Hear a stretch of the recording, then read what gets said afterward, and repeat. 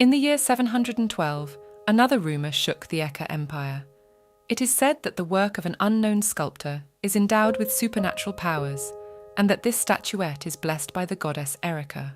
In the bedroom of the Viscountess, unable to get out of bed because of a serious illness, put the statue on the nearest dresser, and after only 2 days her health improved, and that story became famous among the aristocrats. After this event, statuettes of this sculptor began to be put up for auction, and each time registered a record price. They possessed not only effective power, but also artistic beauty. Therefore, at the first glance at them, a person becomes enchanted by their charm. As a result, the rumor about the statuettes and their creator reached the temple of the goddess of healing Enix. The temple sent priests to verify the veracity of the rumor, and soon the identity of the sculptor became clear. The real sculptor shocking the empire turned out to be the bride of the famous Archduke Rahan el-Khanox, hidden behind a veil. While at his estate, Count Brish is stunned with droplets of sweat dripping down his face. He interrogates His Excellency Ergazog about what he just said, holding a cup of tea with shaking hands, and apologizes for perhaps misunderstanding him. The Archduke sitting next to his Countess. She has bright green eyes and blonde hair with a pink bow. It is completely unclear to the girl why her father is reacting this way. The Archduke listens to repeat again what he said earlier. All this commotion started 20 minutes ago. A black carriage pulls up to the manor house. The men standing at the gate notice the carriage and try to figure out who it is. When they see the red emblem, they realize that the Archduke Rahan el-Khanox has come to visit Count Brish's estate. Rahan el-Khanox is the nephew of the emperor. 4 years ago, the previous Archduke died on the battlefield and Khanox took his place. He has been called many names: warrior, devil, executioner, terrible man, psychopath. A man with a terrible reputation, Archduke Khanox, visits Count Brish without any prejudice. He repeats to the Count once again that he wants to propose properly. The worried Count Brish spits out his tea and asks the Archduke to whom he wants to propose. Rahan el-Khanox specifies that he will ask Countess Isel Brish, who is here, to marry him. At that moment, a cup of tea falls from Count Brish's hands to the floor, spilling its contents. There was silence in the room for a moment. Countess Isel asks the Archduke about what he has just said. Looking at Isel with anger in his yellow eyes, the man asks her if she had previously promised to marry him. A month ago, something happened in the east of the capital city of Tyrant Street. On this day, a seafood vendor holding one of his wares shouted that fresh fish had been caught in the harbour this morning. An elderly woman comes to the man and tells him that this fish is expensive and asks for a discount of at least 5 silins. The disgruntled man tells the woman that it will be for nothing and his shop may go bankrupt. Meanwhile, in the bar, one of the drunken men picks up a wooden mug and tells the hostess holding the tray that he wants more. At a neighbouring table, 2 men also drinking beer talk about the war and who saved whom, and there is loud laughter in the background. A girl in a red cloak walks past them, holding something in her hands wrapped in a white cloth. This girl is Countess Isel, who is in a hurry and thinks that she has no time at all and has to get there in 2 hours. Isel left the note on the bed, but now it is to be discovered by Alex and Harris. Upon discovering the note, the 2 young men shout indignantly across the room that the lady should not have left the manor without saying a word, because if Count Brish finds out, they are finished. As she continues on her way, Isel mentally apologizes to them for this act, but she must get to her teacher now. She needs to show him her new statue right away. On one such day, when she was running off to show off her creations, the teacher strokes Isel's head and tells the Countess that her efforts are commendable and that she is becoming more and more capable. The Countess laughs sweetly as she holds the statue in her hands. On the way, Isel encounters a man coming around the corner with a bottle of beer. The bottle shatters on a stone slab, spilling its contents, enraging the man. He shouts words in the girl's wake about watching where she's going and asks where her eyes are. Isel quietly apologizes to him, with the thought that she left on the sly so she can't get into any more trouble. Without looking up to show her face, the Countess promises the angry man to pay for the broken bottle. He replies to the girl that he does not care about money and asks her to start again with an apology. Isel asks herself to be patient and not to give in to the stranger's provocations. She asks the man how she can apologize to him. Noting that the girl is probably beautiful, he promises to forgive her for pushing him, but in return asks to see the girl's face. Isel smells a strong odor of alcohol from the man, and it makes her feel disgusted. She turns around to run away, but is prevented from doing so by another man of huge build who grabs her by the shoulder and asks her where she is going. The Countess realizes that she is in trouble as there are more angry and drunken men. Looking around, Isel hopes that there are knights, but sees none, in which case she decides that if anything happens, she can take the power of her ring. The man, tired of waiting, decides to remove the hood from Isel's head himself. At that moment, she decides to run as fast as she can, but nothing happens. The drunkard grabs her arm, and the bag of engraving knives falls on the tiles, and the contents fall in two. Isel picks them up off the floor and begins to cry. Taking advantage of the moment, the stranger again grabs the Countess by the arm and asks her where she dared to run to. Archduke Rahanel Canox approaches him from behind and puts his sword to the drunkard's throat, demanding that he let go of the girl's hand. A man asks the Archduke what he is doing. Isel turns around and asks him not to kill him as he must pay for her broken tools, and if he is killed, he will not be able to do so. The Archduke agrees not to kill the drunkard, and after putting his sword away in its scabbard, lashes his hands demanding payment for the broken engraving knives. The man tries to resist, but Rahan squeezes his wrists harder, causing more pain. The stranger still agrees to pay, and throws the sack with all his money on the ground and runs away, calling the Archduke a monster. Isel picks up the sack from the ground, thinking that it's not much money, but it should be enough to buy engraving knives, so she's lucky. The Countess thanks the mysterious man for his help and asks him to accept a bag of money as a thank you. She has to run away urgently, so she has nothing to offer but this money. The Archduke asks the girl to keep the money as he hoped for no reward, and notices that she is more concerned about it than about what has happened. The man also asks her if she knew he was going to kill that man, to which the Countess replies that she thought she was just imagining things. The Archduke asks the girl for her name. She tells him that her name is Isel, and asks him his name in return. Rahan throws the hood back over her head and tells the Countess that he will tell her his name the next time they meet again. Isel arrives at her teacher Ciri's workshop sometime later, but no one is in the room, and the Countess assumes that the teacher has gone out for a while. Ceres peeks out from behind the curtain. When she sees Isel, she tells her that she thought that since she hasn't shown her nose in 2 months, she's decided to stop being her apprentice, but the fact that the Countess has come suggests that she hasn't. Laughing and covering her mouth with her hand, Isel asks her teacher to stop thinking that way because she's been studying with her for 3 years now, but she still has so much to learn. Ceres remembers the day Isiel came into her life. On the day she was out shopping for tools, a girl came across her and asked her to be her apprentice. The young Countess begged Ceres to be her teacher, but she rudely told her that she would not accept anyone as a student. With a sigh of displeasure, the girl reminds Isel that she was always following her and asks her to give her the new work she is holding. As she hands her creation to the teacher, Isel informs her that there was a small commotion on the way here, so she dropped it on the ground and the statue could have broken. But she also dropped her tools and they broke, but she was lucky enough to be compensated for them. Isel reflects on the fact that if it wasn't for the man with the unusual and mysterious gold-coloured markings, Isel thinks she should have at least insisted that the man tell her his name. Ceres interrupts Isel's musings. The Countess replies to the teacher that she was just thinking and that she should go, as she had spent a lot of time talking to the stranger. Her eyes are wet with tears as she thinks about how precious one day a month is to her. The teacher asks Isel to come early next time and asks her if she will leave her sculpture in the workshop.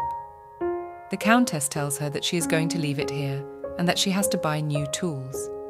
Ceres advises her to choose something better than the previous ones. Isel leaves the workshop waving at the teacher and promising her that she will come early next time.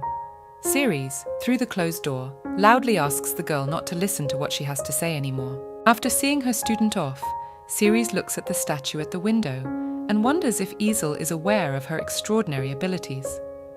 When creating a sculpture, the most important thing is the spatial perception of light. Isel created the sculpture in sunlight or artificial light. In truth, the Countess has long since surpassed her teacher. so it's not entirely clear who's teaching who. She fills the void with her hand sculptures. One day, when Isel was just starting to learn, Ceres asks her if she knows how much strength she needs to use to make a sculpture, because even some grown men can't do that. And she mockingly asks what Isel can do with her little hand. Isel takes a small hammer to a piece of plaster and carves her first statue in the shape of a human face. Ceres is amazed at how much strength such a fragile-looking girl has. She asks Isel if she has taken any medicine to make her stronger. The countess tells her it's a blessing. Hera notices a ring on the girl's finger, which at first glance may seem like an ordinary silver ring. The god of war and power, Keremvis, together with the goddess of hope and healing, takes care of the Ekar Empire. Isel confirms that it is the same ring, but she must use it carefully because she can only borrow the ring's power for one day. Ceres tells the girl that such relics are recognized by the people for their distinctive supernatural power, and she has only heard of one in her entire life. She asks Isel where she got such a majestic thing. The girl replies that it was given to her as a gift, but she didn't answer the question of who gave it to her. That, and the big secret Isel had kept as her heartache. And even though Ceres had been reluctant to accept her as her apprentice from the start, she was worried about her for some reason. She keeps looking at Isel's sculpture and thinking about how she has a weak character and doesn't know how to train gifted people. When Ceres hears the sound, she thinks who is the rascal who dared to drop the bells that Isel gave her on the floor. She turns around and sees Archduke Rahan el-Canucks standing in front of her. The man walks inside, saying that they haven't seen each other in a long time, and Ceres' face looks as if she has seen a ghost. The sculptor replies to Rahman that a ghost would be better. Archduke Canucks was victorious on the battlefield of Terb and returned to the capital 3 years later. Thanks to gossip, people throughout the empire learned of this immediately. Ceres asks the Archduke when he returned. After Rahan replies that he returned a week ago, Ceres crosses her arms and says that she now understands the smell of blood in the capital. Calling his interlocutor Sarurshan, which is his real name, Rahan remarks that he still has a hobby of pretending to be a woman. The Archduke is angry and asks the Archduke to be silent, as it is not for him to judge. In fact, Rahan and Ceres studied together at the Imperial Academy for 6 years, so they've been friends for a long time. Ceres' real name is Ceretherion Taria. He is the only son of the Marquis of Taria. Ceretherion bends down to pick up the fallen bell from the floor. At that moment, Rahan asks him if his father, the Marquis of Taria, is still furious with him for his lifestyle. The blonde-haired man tells him that he is the only son in the family and that his father does not know that he creates sculptures. Rahan asks his friend to never forget that his country is protecting him. Ceretherion asks him in a rude tone what it protects him from. The Archduke replies that if he thinks so, he will come here whenever he wants, and reminds Ceretherion that he still owns most of the Terion Street area, including his workshop, and adds that he can certainly hide his status, but does he have to dress up as a woman? Ceretherion asks Rahani to stammer, but the latter continues to mock him and asks him if he himself really wants to have such a hobby.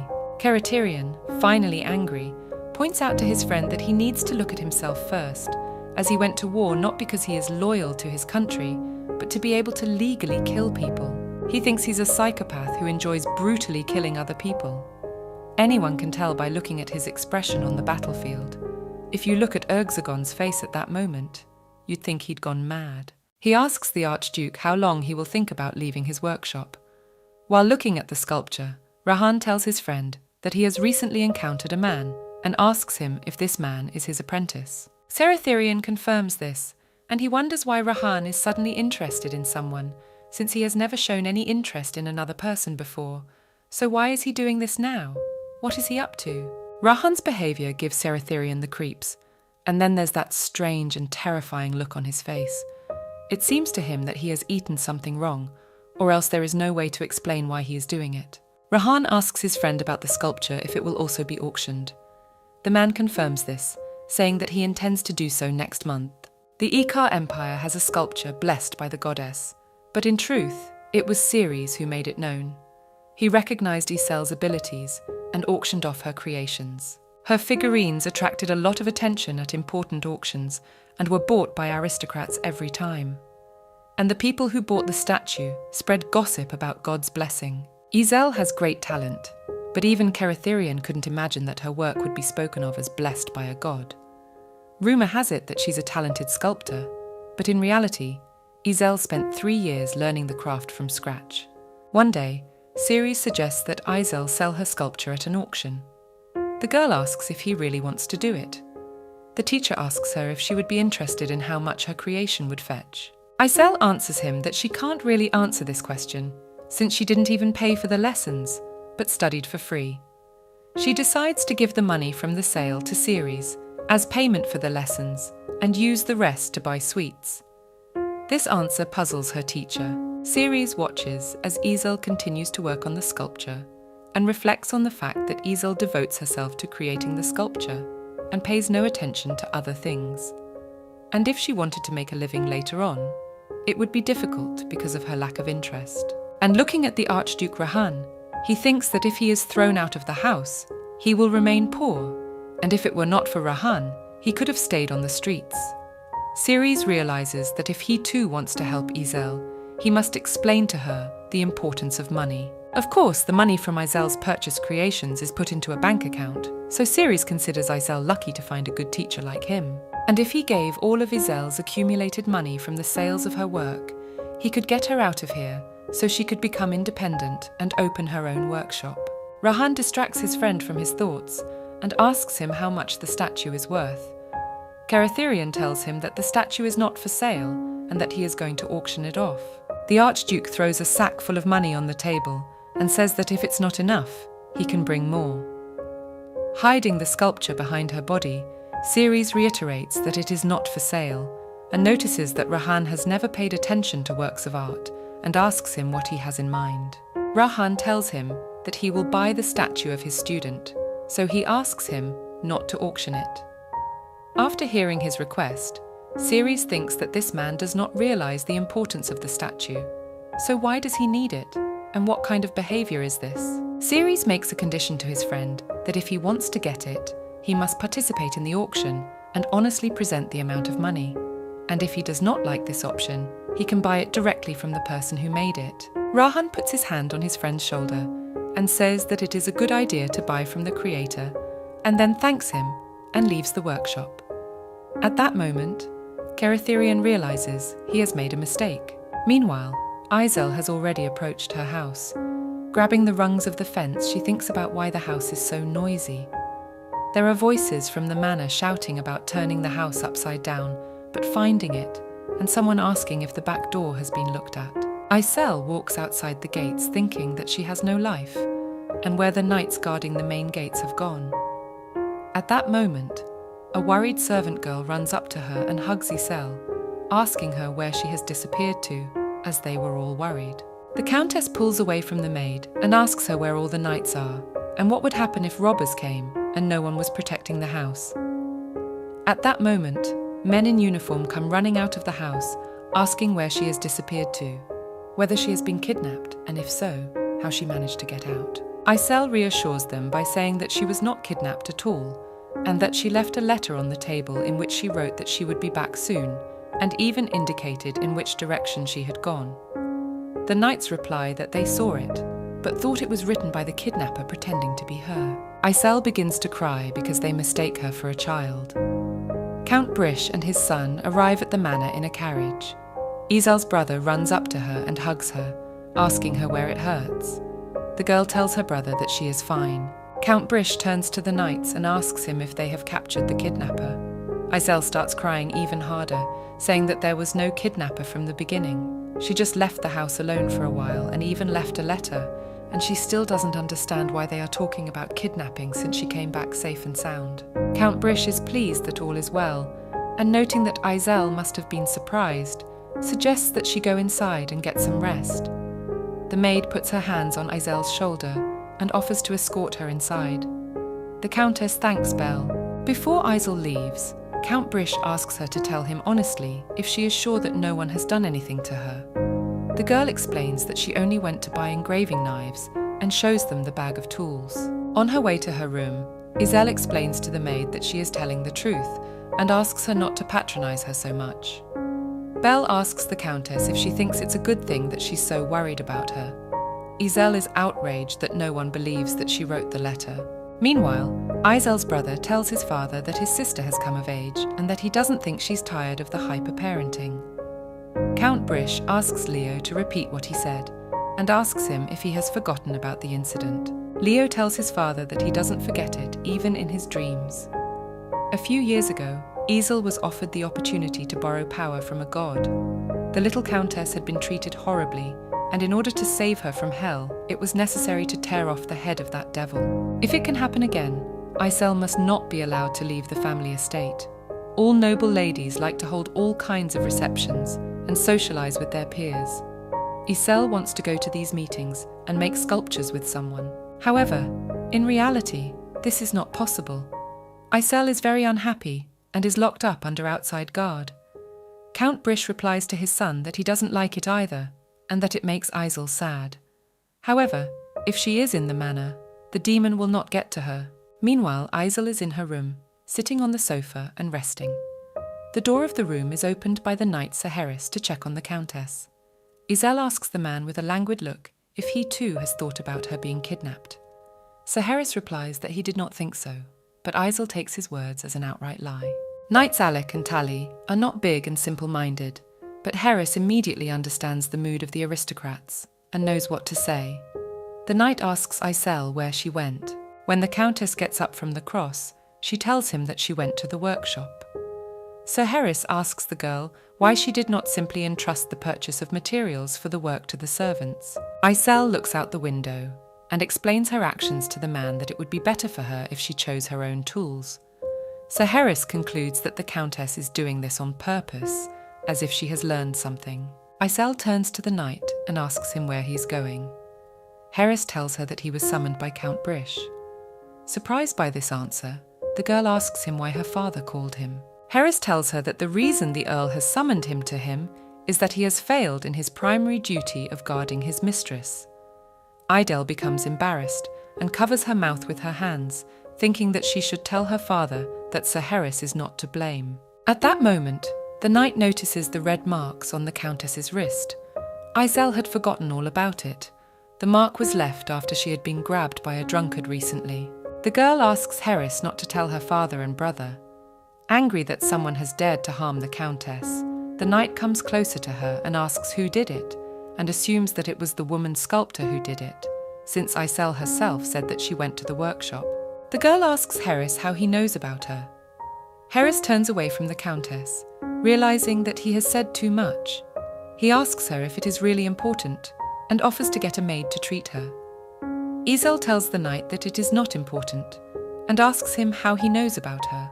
Harris comes to the door and replies to the Countess that he followed her because he was ordered to do so, and told the Count about it. Izel explains to the knight that the teacher had nothing to do with the bruises, as they were caused by a minor argument on the way to the workshop. The man asks Izel worriedly what the dispute is about. The Countess replies that she has already dealt with it, so there is no need to worry about it so much. She thought about the fact that of course it would be better if it was resolved with words. Izel realized what he mysterious dark-haired man was talking about. It wasn't an empty promise of a next meeting, but why she was thinking about this man, and why her heart felt so heavy. The knight agrees not to worry so much about the Countess, and wants to add something, but Izel interrupts him and smiles sweetly, promising to be careful. He reminds Izel once again to apply ointment to the wound and bandage her wrist before leaving the room. Meanwhile, in the palace, Emperor Turban Dakar is chatting at the table. He cannot believe that Archduke Rahan himself has asked for an audience with him, and tells him that he has heard that something significant has happened on the battlefield of Turba, and therefore believes that Rahan should be rewarded for his services. Rahan replies to the Emperor that he will be rewarded and will not return to the war. This answer makes Turban angry. He does not understand how he can be so fearlessly rude to the Emperor himself. He asks his nephew if he is going to live in the capital. Rahan tells him that it is not a bad idea. The Emperor reflects on the fact that his only nephew is always making that sly face. As a child, he laughed ringingly and was a sweet child, but now he has grown up to be a repulsive person. Turban, noticing that Rahan does not touch tea, tells his nephew that he used to love to drink it as a child. Rahan replies to his uncle that he will not drink tea. The emperor was annoyed that Rahan had been so attached to him before. He did not understand why this boy had become interested in war. Rakan asks Turban to hold a victory banquet this time. The next day at the Brish estate, Belle, her maid, runs up to Izel sitting on the veranda and informs her that she has received a letter from the imperial family for the banquet. Izel picks up the letter and cannot believe it is real. Belle notices that the count and the master do not know about it yet, and Izel is the first to open the letter. Izel had never attended a banquet until now, although curious aristocrats had sent invitations to the unknown Countess Brish. Count Brish and his son tore each of the invitations to shreds and asked the servant to dispose of them. The count and his son Leo would not allow a single invitation to reach Izel. Count Brish made a promise that he would block the way of anyone who tried to approach his youngest daughter Izel. Knight Alec reminds them that invitations are always handled by the Earl and the young lord. Harris asks if this invitation is different from the others. Izel confirms the knight's words as the letter was sent personally by the emperor, and she was invited to the banquet that will be held next week in the imperial palace. And if her father and brother are against it, she doesn't like noisy places either, so I don't want to go to any banquets. However, how can you refuse an invitation from the emperor himself? The knights realize that if the banquet is next week, it is clearly a victory banquet. Izel asks them what victory they are talking about. Harris explains to the countess that the banquet is in honor of Archduke Canax, and that he will be congratulated for his victory in the War of Turbay. The maid Belle enters the conversation and adds that Archduke Canax is the bearer of the title of Archduke and a war hero, and this war has been deprived for 10 years. Izel says she sat at home and didn't know about what was going on outside, and prepays that the Archduke is a pretty famous man. Belle explains that Archduke Canax is not just famous, he won the war, so he has a territory several times the size of the capital, and the people of the empire call the Archduke the god of war, as they consider him invincible. Smiling sweetly, Izel calls the Archduke a remarkable man. The enraged Alec replies to the Countess that he is not such a man at all, but a mad demon with a thirst for blood and a terrifying psychopath. Harris whisperedly explains his colleague's reaction by saying that Alec had to communicate with the Archduke and his squad. At that moment, Alec runs up to Izel and grabs her shoulder and asks her if she will go to the banquet at the Imperial Palace.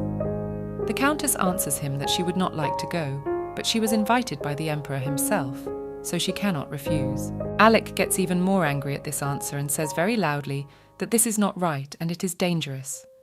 People say that the Archduke has a dark essence. If such a sincere and not knowing much about the world like me goes there, it will be wrong, and asks the Countess to refuse when she will be asked to dance and not to get into arguments with other girls. Izel asks the Harris behind her to do something about it. Alec starts to roar because the banquet hall is off limits to escorts, and so is he. The knight replies to Alec that the Earl called them, and they need to go. He sends him off first, promising to catch up. After Alec leaves the room, Izel thanks him for handling it. Harris tells the Countess that Alec is exaggerating a bit, so he asks her not to take his words seriously, and advises her to think twice about going to the banquet. Izel asks Harris if he is serious in what he says. The man confirms that he is, and asks her not to speak to Archduke Canax at any time, not to look in his direction at all, and to keep as far away from him as possible for her own safety. It's not clear to Izel why even such a judicious Harris would somehow make a fuss out of nothing and ask the bellmaid to keep the invitation. Izel says that her father and brother will be with her at the banquet anyway, so there is nothing to worry about. She doesn't have to worry about Archduke Canax or anyone else. As suddenly Izel hears again the demonic voice in her head calling her. She is frightened by this horrible voice from old memories, and this man's voice is still calling her after him. Because of this man, everyone is worried about her. Covering her mouth with her hand, Izel asks him to disappear from her head. The maid asks her if she is all right, and if she is in pain because Izel has turned pale. The Countess answers Belle that she is fine and has nothing to worry about. Because Izel had an unfortunate accident when she was younger, she became overprotective of her family and people around her. They forbade her to leave the house alone. Meanwhile, at the temple of the goddess Enix, a dark-haired woman sitting at a table stacked with a pile of papers is approached by the head priest of the Luce.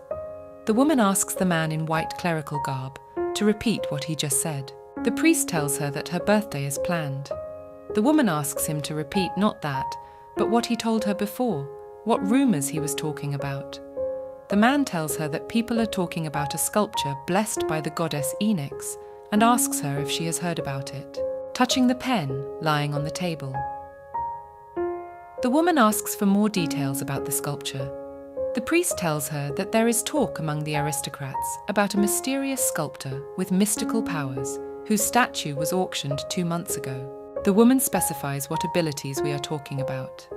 The man continues the story that there is a rumor among the people that his sculptures have the power to cure the sick, and recently the believers have learned about a cured man.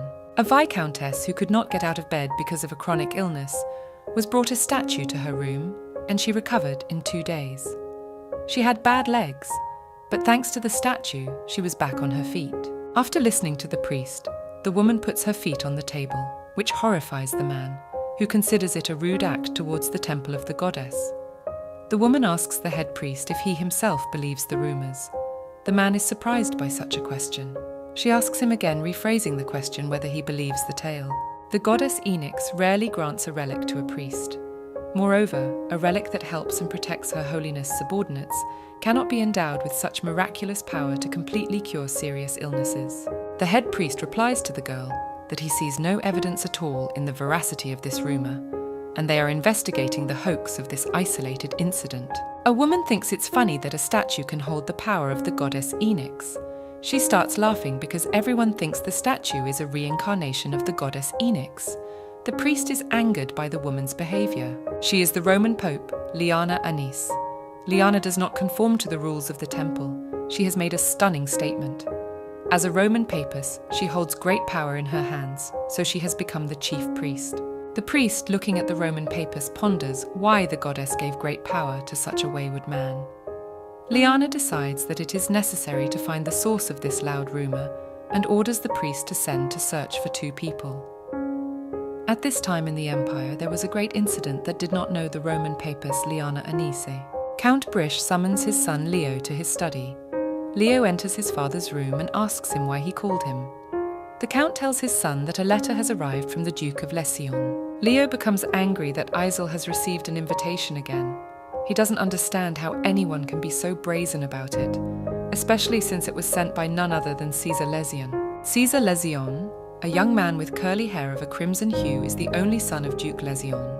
He squanders his father's money, leads a promiscuous lifestyle, and regards the lives of others as worthless trash. However, Duke Lesion, under the pretext of immense power, is unable to contain this time bomb, and after that incident, Isel must be in the manor. 8 years ago, Caesar Lesion sexually assaulted little Isel. That day, Legis pointed his sword at Caesar with a promise to kill him. Lesion sneeringly asks the count if he has proof that he molested his sister. Leo threatens Lesion that he will cut off his hands and feet. Caesar again asks if Isel told him that he had been indecent towards her, and if so, maybe he will tell everyone. Leo is quite angry, but his anger is restrained by his counselors. The count tells Caesar that Isel is now very shocked and so frightened that she can't open her mouth. She can't talk to anyone or go outside her room, so he can't get her to testify. At that moment, Duke Lesion comes to his back from behind. He tells young Mr. Brish that if he is telling the truth, it is a terrible accident, but maybe there was no victim and no incident. Maybe the little girl lied and falsely accused his son. Then why should they pay for something they did not do? Unable to get a confession from the Lesion family, Leo Brish went to the emperor. Kneeling before him, he tells His Majesty that a terrible crime was committed against their beautiful Isel, but that it was turned a blind eye. The king answers the count that without evidence and witnesses will not be able to hold a trial against the Duke of Lesion, and putting his hand on the shoulder of the count, asked for forgiveness from the bottom of his heart. That day, Count Brish cried very bitterly and for the first time regretted that he had taken an oath of allegiance to the imperial family. Her father and older brother could do nothing but lock their beloved daughter and sister behind the doors of the house. For days and days she didn't speak or smile. She slept all the time and even forgot about food. Her will to live was gone. After a long time, Leo goes into his sister's room. She's sitting on a chair near the window with tools and a figurine she made scattered around her. The Count picks up the wooden figurine from Paul and asks Iselle what she has made. Without waiting for an immediate answer, he begins to speculate that the silent figure looks like a cat or a dog, but judging by the pointy ears, it looks more like a cat. Iselle decides to answer that it is a kitten. Since the mama cat had 3 kittens in the garden, she decided to make the first kitten with yellow stripes. Leo is happy that his sister is finally talking long after the incident.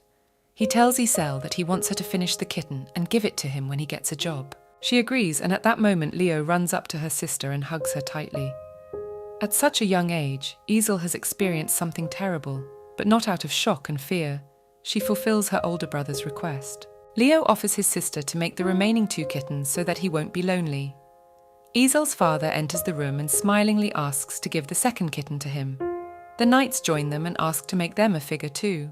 Thanks to the tremendous support she received from the people around her, she soon returned to normal life. And after 3 years, she was back on her feet and found the will to live by creating sculptures. She crafted figurines and gradually regained her inner balance. Along with her craftsmanship, Iselle herself grew. But it was hard to put the nightmare out of my mind when I was looking for an adult, and the care and concern of my relatives did not stop. One day, a letter arrived from Duke Lesion. Leo was outraged by it and suggested that Caesar Lycian might be asking him to chop off all his limbs. In a letter, Caesar Lesion wrote that as they know he and the young mistress Brish are bound by a bond of fate. He believes that the young mistress also wishes to marry him, and that this bond will continue. Lesion proposes that Iselle marry him. After reading the letter, Leo calls Caesar a psychopath and asks his father if he will turn a blind eye to this blatant nonsense. He's going to go and snap his neck right now. Count Brish tells his son that if nothing is done this time, Iselle will not be able to bear it anymore, and thinks that it is necessary to carefully prepare a plan of revenge and make sure that Iselle does not find out about it. So they began to prepare for revenge against Duke Lesion, and still received other letters with similar content. Count Brish tells his son that young Mr. Lesion has personally come to give the Duke's letter, and puts the letter on the table. Leo reads the letter and realizes that they have been sent a promissory note. 5 years ago, there was an incredible drought in southern Brish territory. There was a crop failure, and in order to help his people, the Earl of Brish wrote a promissory note. The Count explains to Leo that he owes all this debt to Duke Lesion, and that he wants to make a marriage of convenience with Iselle. Leo angrily tells his father that Lesion is worse than any beast as he threatens to buy Iselle. Count Brish replies to his son that surely he will not even think of following these words, and if there is not enough estate and territory to pay the debt, they will sell all their property, but will never give their dear Iselle to this devil. He adds that once was enough, and now they will protect Iselle at all costs. Their dialogue is overheard by Iselle standing outside the door, and Sunday morning, Ergazog Canax urgently summoned the knights of the capital. By 9 a.m. Sunday morning, the knights of the capital must assemble on the training ground of the imperial palace. Alec, displeased with this order, calls the Archduke of Canax a strange man. Count Brig notices that his daughter has an unhealthy complexion and asks her if she is really all right. Her brother also decides to ask Iselle if she is sure, or if she will be fine alone at home. Iselle replies to her brother and father that she has a bit of a headache, but she has just taken her medicine and is perfectly fine now, and besides, she will be with Sir Harris, so there is nothing to worry about. Knight Alec starts screaming so loudly, as if he had swallowed a steam train trumpet, that the other knight's ears bleed. He doesn't understand how that psychopath Archduke Canax came up with such a crazy idea to hold an emergency draft on Sunday morning, and thinks that there is a total lawlessness in this country. Alec begs Harris to switch places with him, and offers to stay to guard the young mistress. Harris steadfastly refuses his colleague's request. Before leaving, Alec asks the young mistress not to open the door to strangers, and acquaintances are better off too. It is strange for Harris that he is the one who tells her this. Iselle waves to the knights and tells Sir Harris about how Alec is always so lively. The knight replies to Iselle that he asked her to keep a good eye on her. Iselle tells the knight that she has a favour to ask of him. She asks him if she can go quickly to the workshop. She just needs to look at something, and then she will come right back and promises that it will be their secret. Heris asks the mistress if she is sure she will keep her word, and after confirming this, tells her that she can't refuse her. It was a surprise to Isel that Heris obeyed her requests. And last time, because of a kidnapping incident that never happened, those words didn't work after Plan B, where she dared to climb over the wall. Anyway, she is going to quickly go to the teacher and give the new sculpture for sale. Isel is going to ask the teacher to auction the large sculpture made in the workshop. She gave the little figures she made at home to people close to her. On one of these days, the maid Belle asked her mistress what she would make this time. Isel replies to the maid that she will be making a chipmunk. Belle calls the chipmunk a very cute animal and asks her to give it to her. Although she has only these sculptures, they can also be bought. But first, she has to save up at least a small amount of money. When she gets to the door of the workshop, Isel decides to ask the teacher to explain everything to her. The countess turns around sharply, noticing something but not seeing anything, decides that she has imagined it, and knocks on the door to ask if the teacher is inside. Sir Heris is watching Isel from the corner, and after watching her, he is convinced that the young lady has not lied and has gone to the workshop. The knight decides to wait here as he can't leave, because the young mistress might get into trouble again. But he won't go to the workshop as he made Isel a promise. At that moment, two other knights in white suits approach him. The blonde one calls Sir Heris and tells him that they have been away for a long time. Sir Millen explains to the dark-haired knight Sir Gerrit that he and Sir Heris shared barracks in the war. Sir Jerry tells Heris that he is pleased to meet him, but he wonders what he is doing here if he had orders to report to the gathering. Heris explains to them that he is to guard the Earl of Brish's daughter. Sir Millen reminds him that his superior Archduke Canax has told him to report to the assembly without exception. At this point, Heris realizes that he is the only one left in the city. Sir Millen tells him that this is unacceptable. The Archduke has issued an order allowing one knight to be left on each estate, so there is nothing to worry about. Sir Heris replies to Millen that this conversation is going nowhere. Millen asks his colleague where the young lady is. Heris points to a small workshop. Millen decides to escort the young countess back to the manor and orders Mayor Heris to go to the imperial palace immediately, as Sir Jegrit is escorting the young lady. Sir Heris explains to them that the lady is afraid of strange men and asks for permission to take her to the manor and then to the imperial palace. Milon again reminds him that His Excellency has personally ordered him to report to the palace immediately, and yelling at him rebukes him for not being familiar with his temper and disobeying an order will affect Count Brish. Heris is not to blame for the fact that this deranged Archduke Canax actually said it. Millen orders Sir Jegrit to escort Isel quickly and promises Sir Heris that he will take the young mistress under his responsibility and protection. Jegrit asks Heris to follow him. The knight of the Brish family asks Millen to take care of the young mistress in that case before leaving. Millen asks his colleague not to worry about it. He sighs with relief as he walks away. Milon turns back and sees Archduke Rahan Elcanox sitting on a white bench. Bowing to him, he tells the Archduke that he has sent the guarding knight away and asks the Lord what he should do next. Erzgerog asks Milon to come closer. The knight asks what about the guards for the young countess. Rahan allows him to go but does not say a word about it to anyone, and after a long wait for an answer, rudely demands an answer. Milon replies to His Excellency that he understands. As he turned away, he thought about how confidently he had answered the Archduke. He became very frightened. Another of the Emperor's knights notes that the Archduke is in a very good mood today. His partner asks him if he really thinks so, because this is very rare.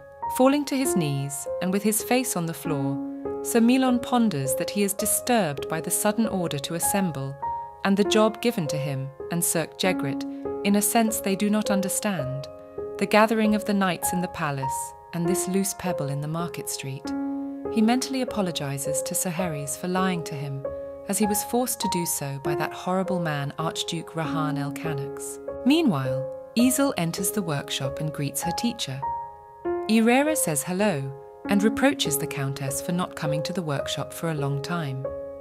Isel tells the teacher that she has something to show him and that she has taken care of it. At this point, Isel thinks that if her father, Count Brish, realizes his thoughts of selling the estate, territories and his title, this huge sum of money will go to Duke Lesion, and she decides to help at least something to her father.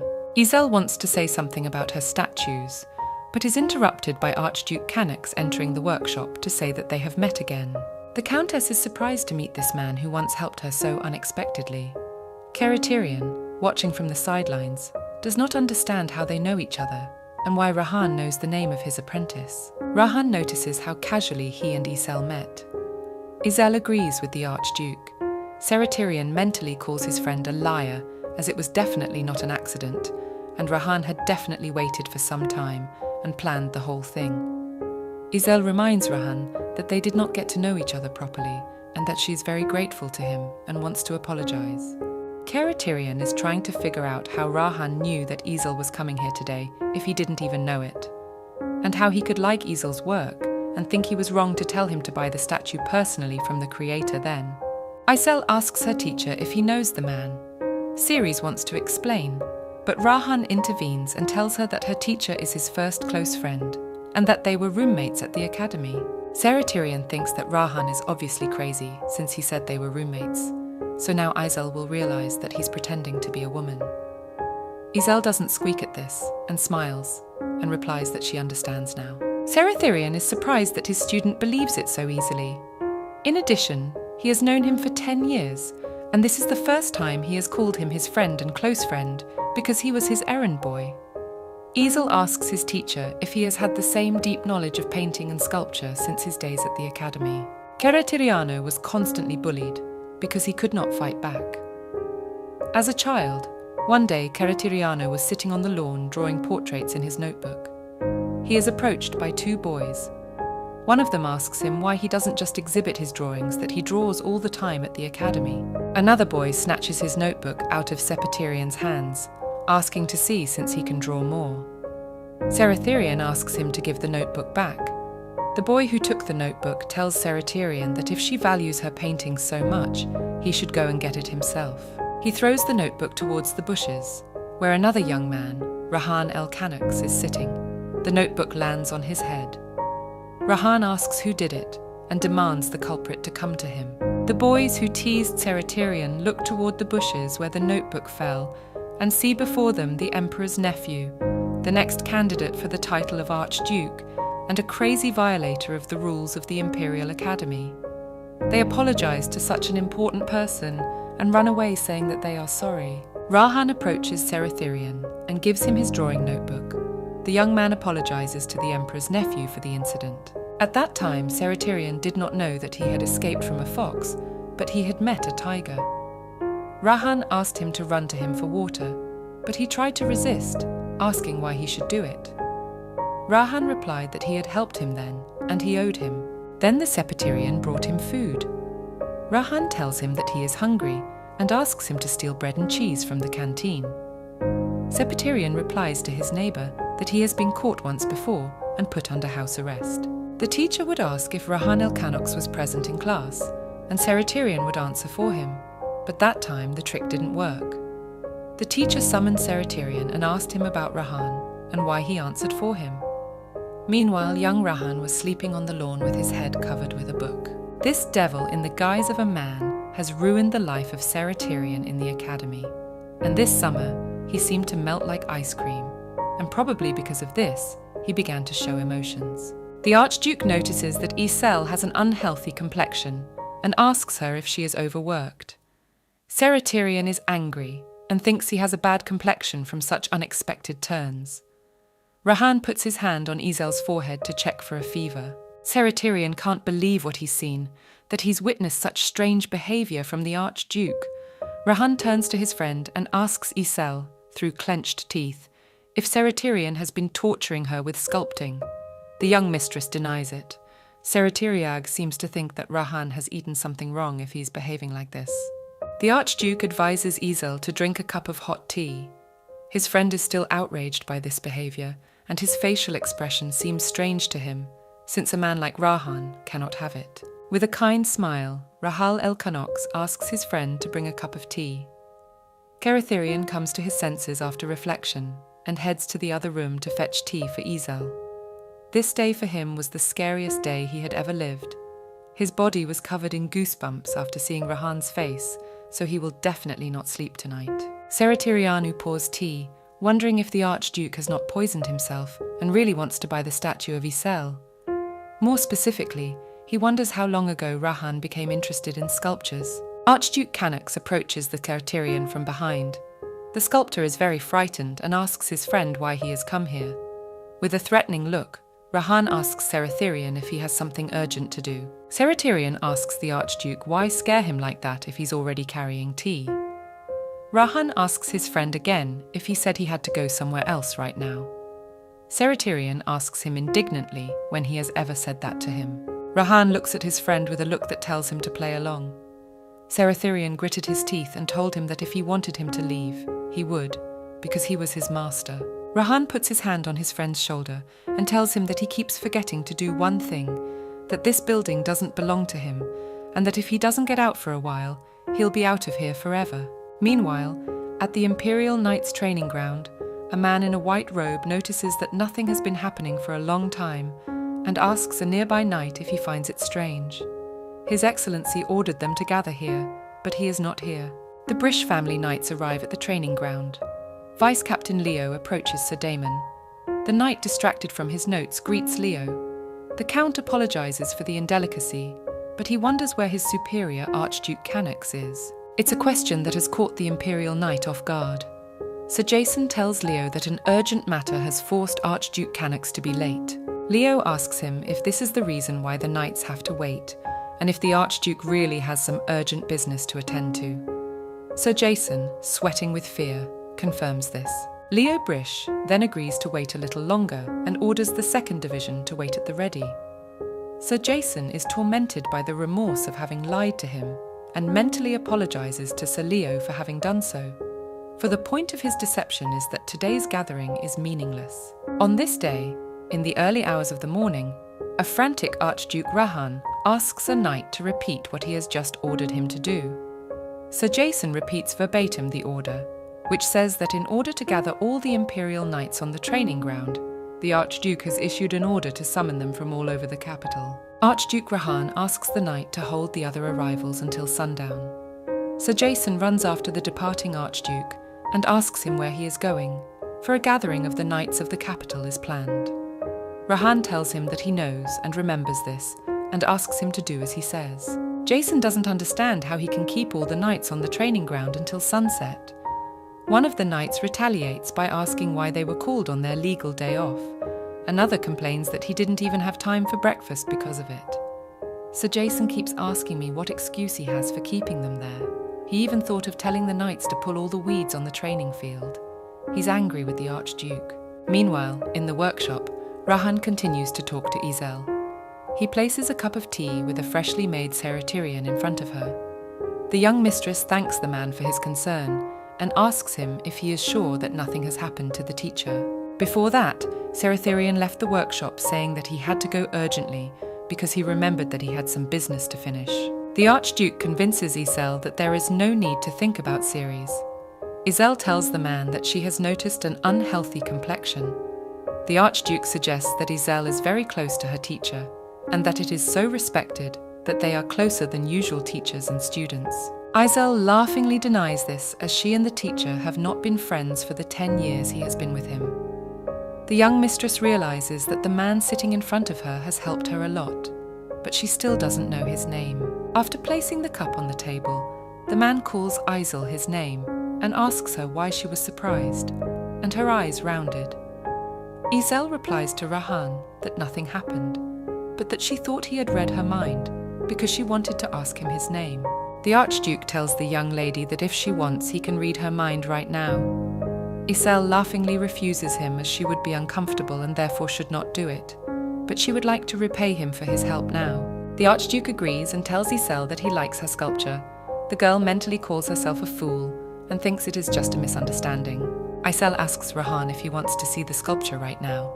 The man confirms this and tells her that he learned about the sculpture from Ceres. When Isel has calmed down, she tells Rahan that she is a little shy about showing her work to strangers. The Archduke replies that if she feels uncomfortable around him, he would be happy for Isel to give him one statue as a gift. The young mistress asks Rahan what he wants her to sculpt. the young mistress asks Rahane what he would like her to sculpt. Izel understands him and tells him that she is going to get her tools and materials.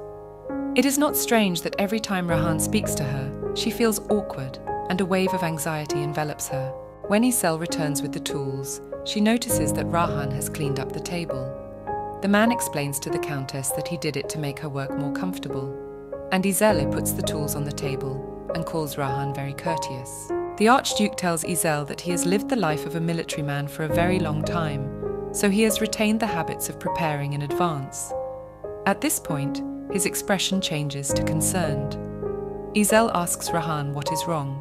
The Archduke explains to Izel that he noticed a change on her wrist and asks her if it originated the day he saved her. Izel confirms this and reassures Rahane that it is almost gone and no longer hurts, and adds that her wounds heal surprisingly quickly. Rahane says through gritted teeth that he knew he should have cut off both arms and legs of those men. Izel questions him about what he just said, but Rahane smiles sweetly and tells her that he didn't say anything. Noticing a basket in the corner of the room, Rahane asks Izel what is in it and if she has accidentally brought Ceres a cookie, cake, or something similar. Izel realizes at that moment that she has forgotten why she came to the workshop. Rahane comes to realize that Tyrian and Izel have a teacher-student relationship and that his friend must have lied to him. At this point, the young mistress considers whether to tell Rahane that she has come here to ask the teacher to sell her work. Izel decides to tell the man that that is not why she came to Ceres. No matter how many sculptures Izel makes, she can't pay the price Lishan demands. Even selling her title and land won't be enough, but she can't just sit idly by. Count Brish had made a promise to Leo, and first of all to himself, that they would do anything not to give up Izel, even if it meant betraying the emperor. If Izel does marry Caesar Leshan, if she can really stand the man, she can help her father. Izel felt sick at the thought, covering her mouth with her hand and sweat pouring down her face in horror. Rahane jumps up from his chair and asks if she's all right, but not getting an answer, he asks her to breathe calmly and relax, to take a deep breath in and a deep breath out. After practicing this breathing, Rahane asks Izel if everything is all right now. The girl is relieved that she feels much better and thanks him for always helping her. Archduke Canux asks Izel what more he can do for her, and notices that the young lady has an unhealthy look on her face and asks what is wrong. Izel replies to Rahane that it is nothing, but that she will have to marry, and if she does so, she will have to come to the workshop and tell the teacher that she will no longer be able to learn from her. But now she is fine, but it looks like she will not be able to make a statue for Rahane today and apologizes for that, but promises to be more energetic next time. At this point, Archduke Canux hits the table and there is a large round crack on the corner from the impact. Rahane for Wales says that he miscalculated the force a bit, and it looks like the table is going to take a long time to fix. Izel asks the man if he has hurt himself. Rahane replies to the countess that it still hurts a little, but he is not hurt. The young mistress asks Rahane to give her his hand and then starts kneading his muscles to make them feel better. She explains this knowledge by saying that her older brother often asks for it, so she knows how to do it. When she has finished kneading her arm, she asks Rahane if everything is all right now. The man watches Izel's actions in silence and blushes in embarrassment. Izel apologizes to the man, as she is embarrassed and does not know what to say. She explains that she has often done this to her brother, so now it is out of habit, and apologizes again for making him embarrassed. Rahane asks Izel not to apologize, as she has helped on the contrary. Rahane again pretends that his hand still hurts. Izel tells the man that the massage didn't work properly because of the seal, and asks him to take off his glove. Sitting down on the chairs, Izel kneads Rahane's arm again. The Archduke reminds the girl that she was just talking about her problem, and he wants to help her with it. He asks Izel to be sure to call him any time if she needs help. Izel tells the man that he has helped her enough as it is. Meanwhile, Tyrian, wandering near the workshop, calls his friend an immoral landlord and is outraged that Rahane has chased the owner out of his house. No matter who owns the building, it is still his. The two people standing behind Tyrian wonder why he's screaming if she's crazy. Biting his nails in anger, he continues to ponder the fact that although he is grateful to Rahane for giving him the workshop so that he won't be homeless, he is still thinking about what he is up to, why he kicked him out and left him alone with Isolde. Seratherian believes that if a man dies next to Rakan, he won't even bat an eye. He only showed his interest once, and that was around the end of his second year at the academy. The young Seratherian asks his roommate Rahan where he is going again instead of classes. Rahan replies to his friend that he has something he needs to find. Seratherian reminds him that he missed his last lesson on the laws of the Empire, so the teacher will not let him get away with it if he skips class again. Rahan replies to his friend that he knows about it, so he asks him to think of something. Seratherian warns Rahan that if this happens 1 or 2 more times, he may be expelled. Each time, Rahan Ilkanox leaves the dormitory and goes looking for something. A little later, Rahan comes out of the workshop and tells his friend that he is handing Izel over to him. Izel follows and asks the teacher where he went and if he authorized his urgent business. Seratherian pretends to answer that it was an accident and thinks that he had nowhere else to go, so he just walked from side to side and killed time that way. Izel informs the teacher that the table is broken, so it needs to be replaced. Seratherian runs over to his cracked desk and asks why it broke. Izel explains to him that the table cracked because a hand hit it, and the table is probably just very old. Seratherian tells Izel that it is not old at all, and reminds her that it has not been a year since she bought the table, and she should remember that.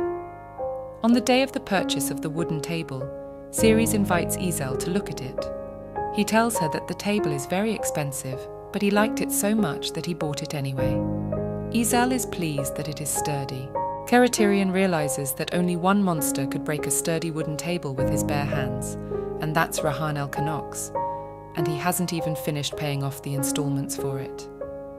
Looking at his furious friend, Izel asks him to watch the teacher. After calming down a bit, Seratherian asks Izel what she wanted to say when she came here. The young mistress leaves and tells the teacher that she will tell Annie the next time they meet. A carriage has pulled up to the workshop. Rahan asks Izel to get in it. The countess tells the man she doesn't need to and will take the postal carriage, but this one is too expensive for her. Rahan explains to Izel that he has already paid for everything, so there is no need to worry about it. Raising her hands, the young mistress thanks Rahan for his concern and tells him that she can still walk alone. Rahan realizes that he can't just talk her out of it and decides to lie, saying that Ceres is worried about her, so she asked him to walk her. Izel is surprised by this and asks if the teacher really said that. Rahan confirms this and adds that Ceres was worried because her complexion was not good. Izel comes to think that if the teacher really said so, then she can't leave the workshop. Rahan puts his hand on Izel's chest and tells her that if she will let him take care of making sure she gets home safely, he will be very grateful. Izel gives him her hand and agrees, and asks if they are going to Lawrence County.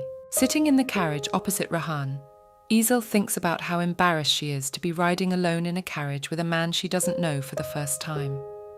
She feels his eyes on her, and comes to think that she was only mistaken, and that he is only walking her home, and that she is overreacting and is ashamed that she dared to think otherwise. The young mistress decides it's better to look outside because she won't get to see the social life anymore and won't be able to make friends and won't even be able to see people. Izel arrives in the desired area and asks the coachman to stop here and getting out of the carriage, thanks Rahan for seeing her off and will go on her own.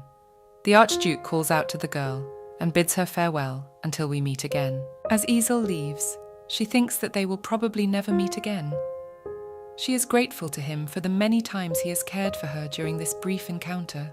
Rahan asks the coachman to wait here while he goes and makes sure the lady gets home safely. As he watches Izel enter the grounds of his house, he thinks that they will meet again and then returns. Izel goes into her room, hoping that no one has returned yet. But at that moment, the knights return to the manor and call for the young lady. Izel answers Sir Alec that she is in her room. After changing into a sky blue dress, she comes out to the knights and asks how their gathering went. Alec asks the young mistress if anything has happened during his absence. Izel answers him that nothing has happened and she is perfectly fine. Sir Alec tearfully tells the girl that he should have left the training ground and come to the manor to be watched by more than one Sir Herries, because he was very afraid for her. Noticing that Sir Alec is covered in dirt and grass, Isel asks him if he went to pull weeds instead of practicing and removes leaves from his hair. The knight asks the young mistress how she found out about it. Alec knew that Archduke Canax was a complete psychopath, but he had no idea that he could summon his knights on a weekend morning to pull weeds on an imperial training field.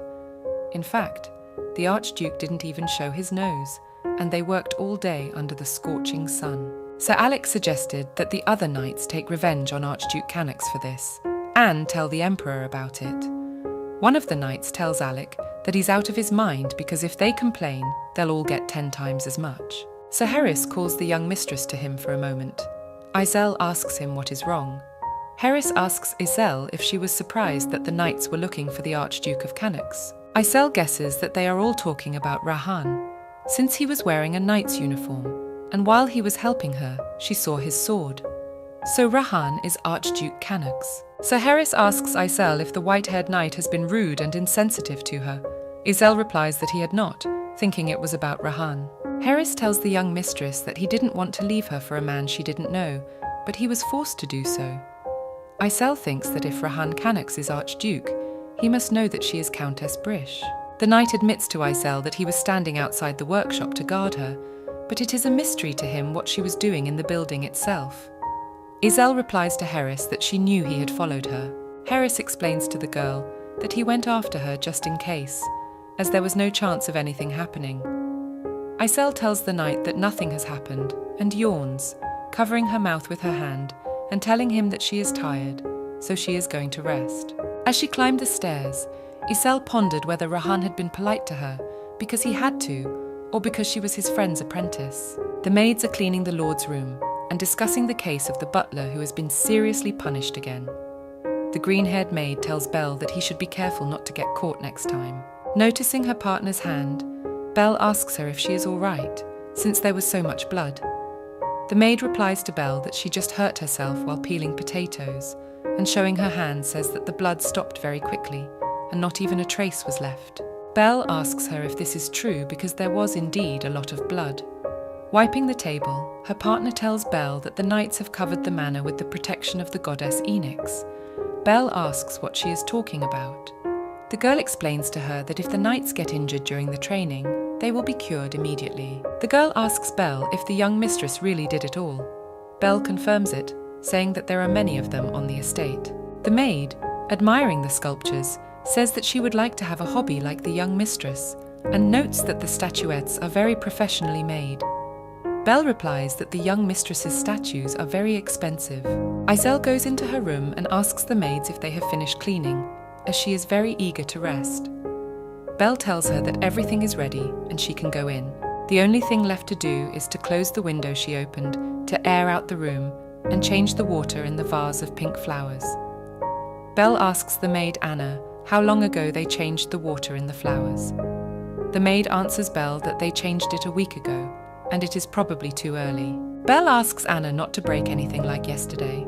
Her partner advises her to put the flowers on the window to let the sunlight fall on them. Anna promises to return soon and makes the young mistress have a nice vacation. Isel wishes Belle good luck and allows her to take her time. Anna tells mistress that they still have a lot of work to do, so they'd better hurry as they still need to finalize the dress she'll wear to the banquet. Isel remembers that this time she is going to the banquet at the Imperial Palace for the first time in a long time. After leaving the young mistress's room and wishing her a good rest, Belle tells Anna that at these flowers they didn't change the water last week. They haven't done it for a month. It is the day of the banquet at the Imperial Palace in honor of the Archduke Canax's victory. Sir Leo, the son of Count Brish, arrives at the palace under the arm of his younger sister Isel, dressed in a snow-white bouffant gown. All the guests are discussing the arrival of Sir Leo Brish and the mysterious lady beside him.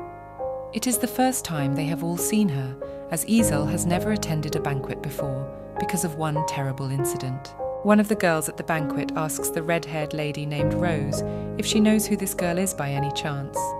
Another notes that it is the first time Sir Leo has come to the banquet with a girl. Sir Leo asks his sister if everything is all right, and asks her to tell him if she's uncomfortable, and since it's her first time at the banquet, she'll probably be very worried.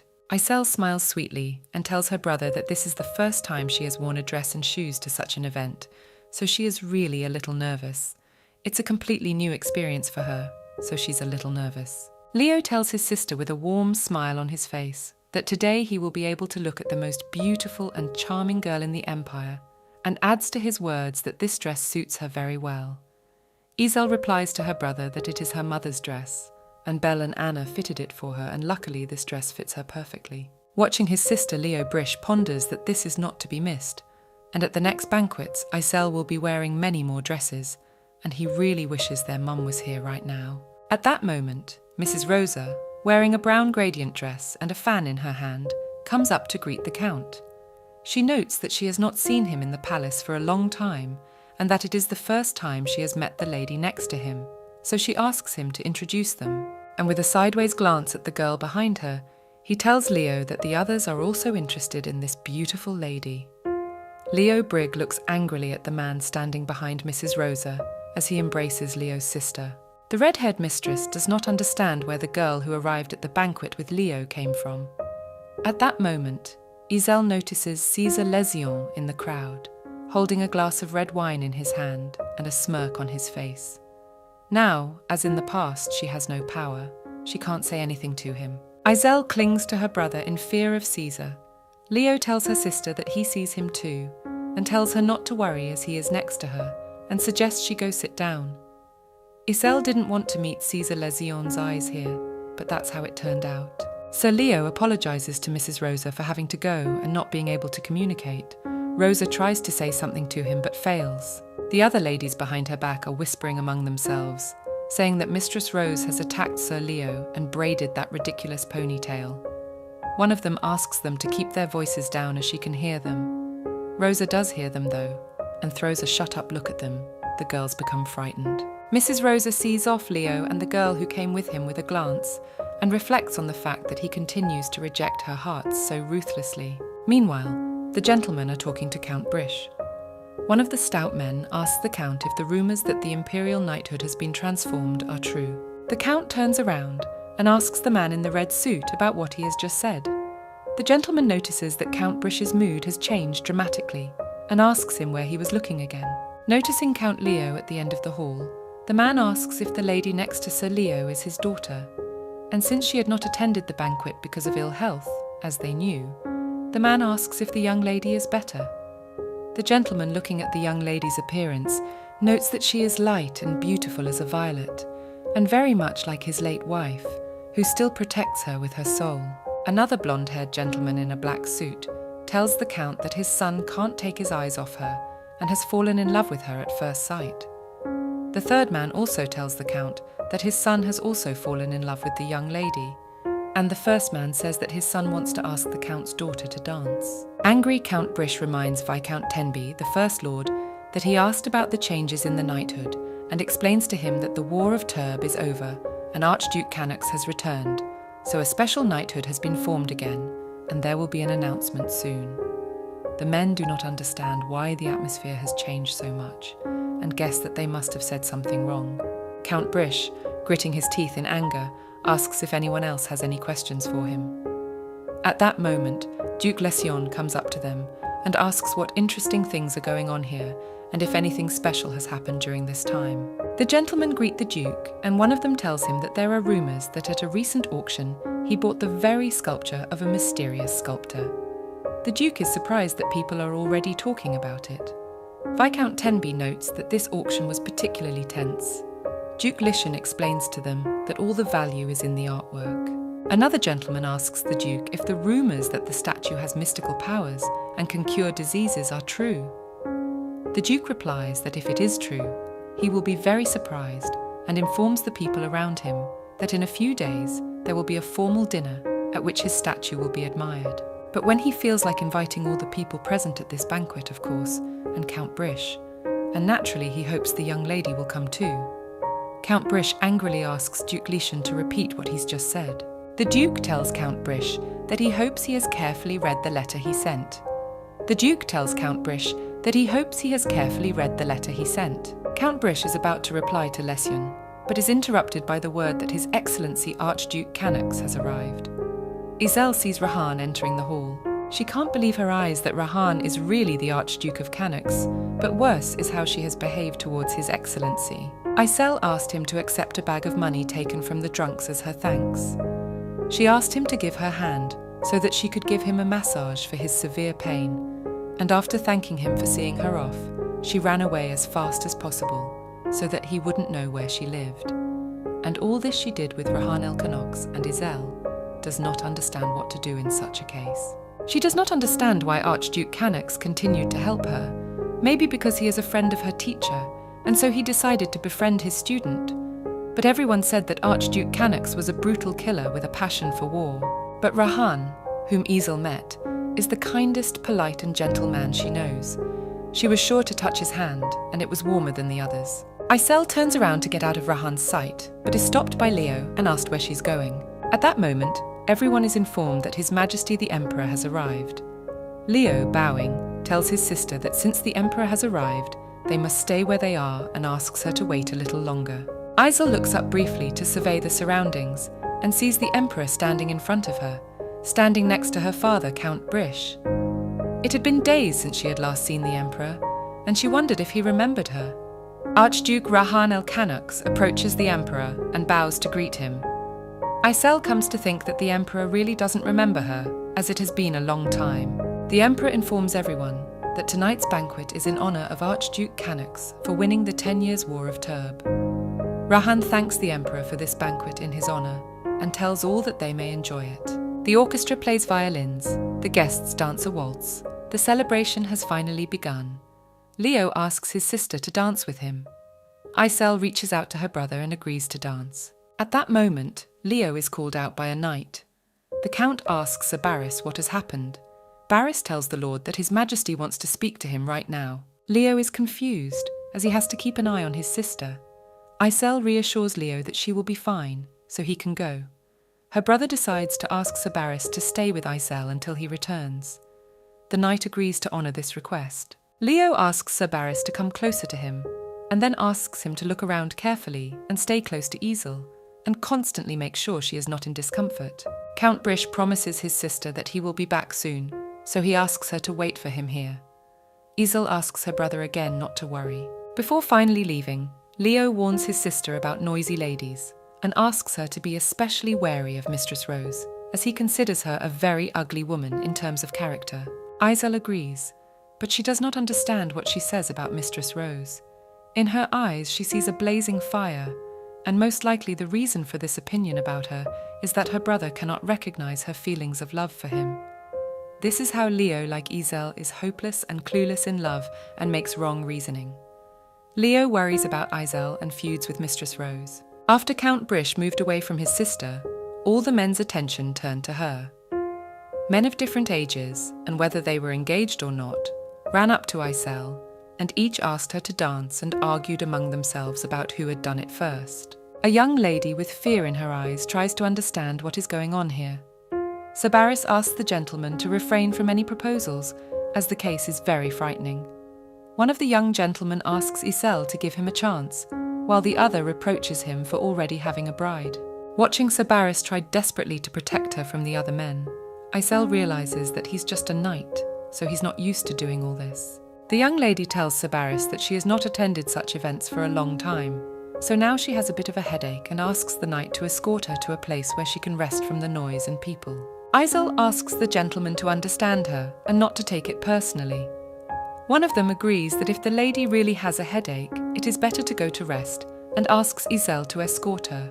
The Countess tells him that there is no need for it, since Sir Barris is conducting her, so she has to decline the offer. The refusal brought some of the men to tears, so much so that they wanted to dance and talk to young Mistress Brish. Isel asks the knight to escort her to the terrace, giving him her hand. Before leaving for the Emperor's banquet, Isel's father told his daughter that if other people at the banquet were bothering her with talk or disturbing thoughts, she could go to the terrace to rest at any time. Then she would have some privacy and would not be disturbed by annoying people. When she reaches the terrace, Isel remembers the conversation and that her father told her she would feel better here. The young mistress thanks Sir Barris for seeing her off. The knight apologizes to the miss for not being much help and tells her that he will wait for her here so she can rest in peace. Closing the door to the balcony behind her, Iselle leaned on her boot and noticed that it was cool enough, but she could breathe the fresh air in silence for a few minutes. At that moment, César Lézion comes out of the corner with the words that he and Iselle have not seen each other for a long time, and asks her if she has been doing well since their last meeting, and why she does not tell him anything, if she is afraid. César tells Iselle that he has sent her many letters proposing marriage, but has never received a reply, so he wonders if she is accidentally ignoring him. Iselle tries to reassure herself that she endured this horrible man as a child, and now she is an adult and must survive this situation. She believes she can do it, just deal with it like she did in the past. Iselle's gotten smarter. She's grown up now, so this demon won't be able to put her in a stupor, and she won't be able to fight back. The Countess repeatedly imagined what she would do when she met César Lézion, but it was as if she were restrained. She could move a little, but she could not utter a single word. Approaching the young lady, César tells her that she can't refuse him, and doesn't she remember the special time they spent together, and asks her if she wanted to meet him too. It's as if Iselle is facing a wolf, and she is a stumped hare unable to do anything. It's all due to the trauma of childhood. César reaches out to Iselle, calling her to him and calling her good girl. The Duke grabs Iselle firmly by the face, and the young mistress tries to break free. At that moment, Archduke Rahan El Canox enters the balcony. César Lézion asks the Archduke what business he has with him because he is a little busy right now. Seeing Rahan, Iselle thinks she should ask him for help, but her mouth won't open for some reason. César asks the Archduke why he has come here. Leaning over the Duke's face, Rahan tells him that he promised Lady Brish to come here and looks up at Iselle to ask her for confirmation. Archduke Canox asks César to move away from the girl as quickly as possible and drills him with his gaze. Enraged, the Duke leaves the veranda with a loud slamming of the door behind him. Rahan runs up to Iselle and asks her worriedly if she is all right. The young mistress answers him that nothing serious has happened and thinks at that moment that she does not want Rahan to know what has happened. Without getting up from the floor, Iselle tells his superior, Archduke Canox, that she thought she had made so many mistakes in front of him that her legs were sharply weakened. Rahan gives Iselle his hand and tells her that she has done nothing wrong. But the young mistress insists and tells the man that she did not know he was an archduke and had allowed him to be treated in such an uncultured manner. She apologizes for this. Archduke Canox asks Iselle what her mistake is if he himself has been hiding his status, and since she has done nothing wrong, so he has nothing to forgive Iselle for, and gallantly asks her to give him a dance. The other ladies invited to the banquet discuss among themselves the fact that Archduke Canox is dancing. They consider it a very unusual event that a man with such a terrible character can dance so calmly. One of the girls in the green dress tells everyone that Archduke Canox had previously appeared at the banquet. There was an incident at the opening of the banquet at the end of the year.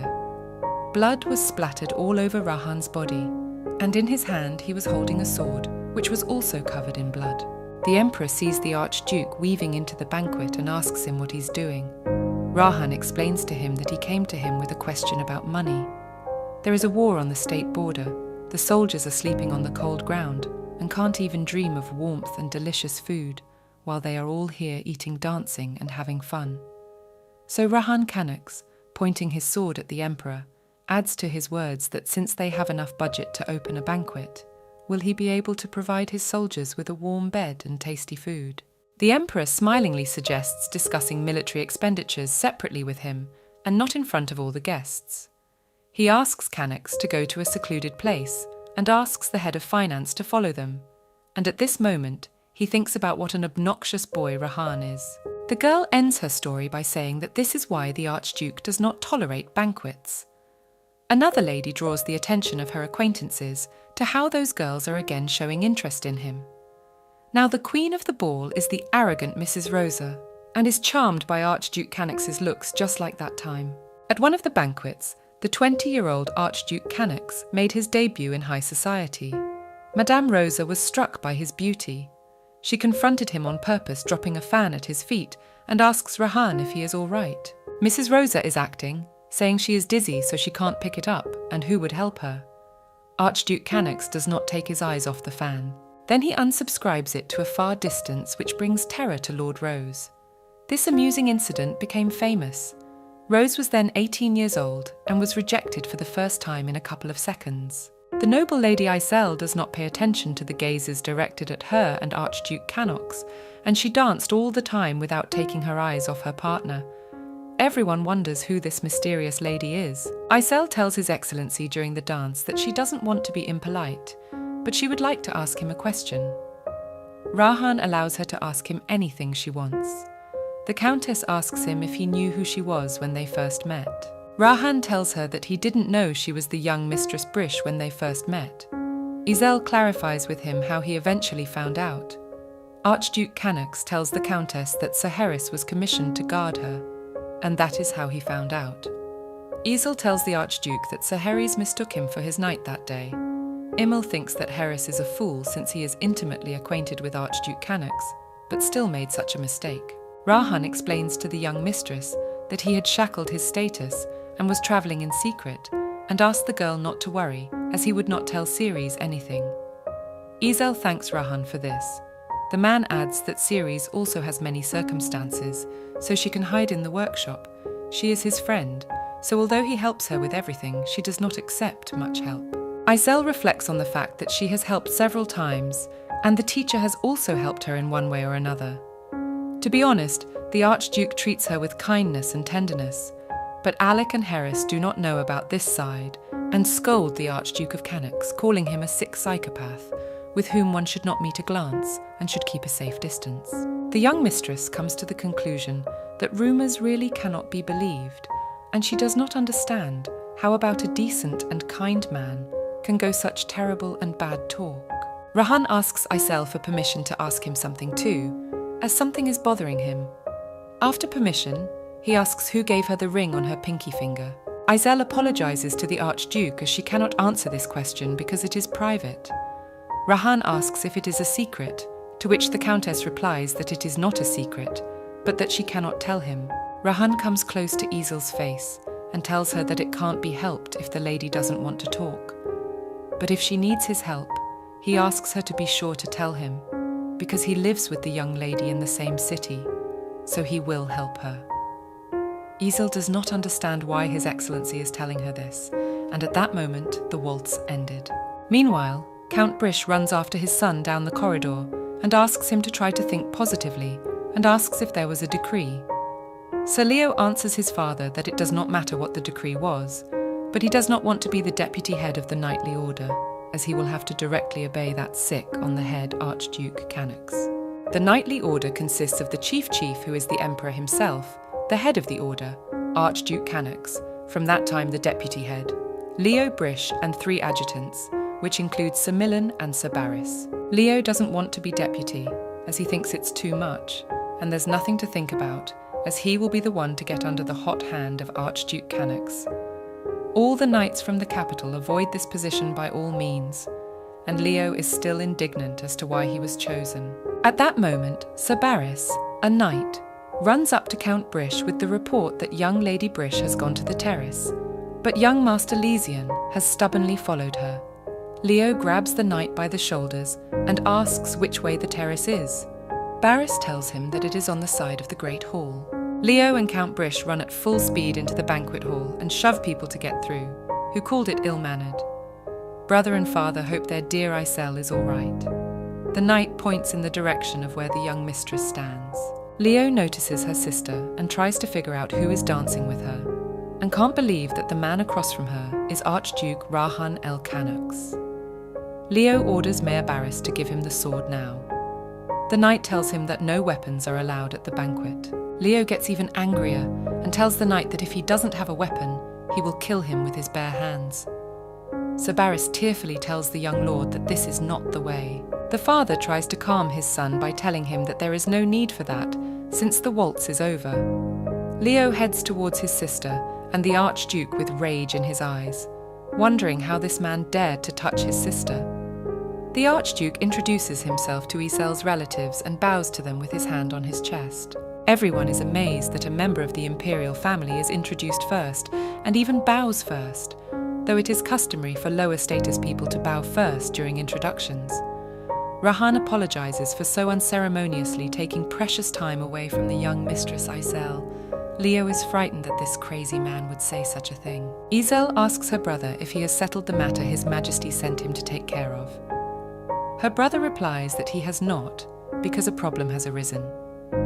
The young lady asks His Excellency Erzgerog Canax if her brother has been entrusted with some terrible matter because he is acting strangely. Rahan replies to Isolde that his brother was not instructed to do anything of the sort, but that he apparently did not like the fact that he danced with his sister, and notes that Count Brish and Sir Leo are very fond of Isolde. The young gentleman is outraged that a strange man has just mentioned his sister's name.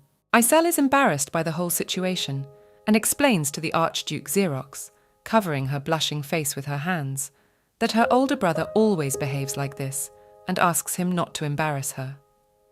Rahan says that Sir Leo seems to love his little sister very much. The Archduke then recalls that Sir Leo Brish has been promoted to the position of deputy head of a special order of knights.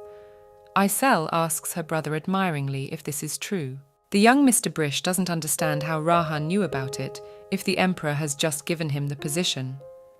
Isel is delighted that Archduke Canax will be working with her brother Leo in a special knightly order. Rahan confirms this by saying that he has been honoured with the title of head of the Special Order of Chivalry.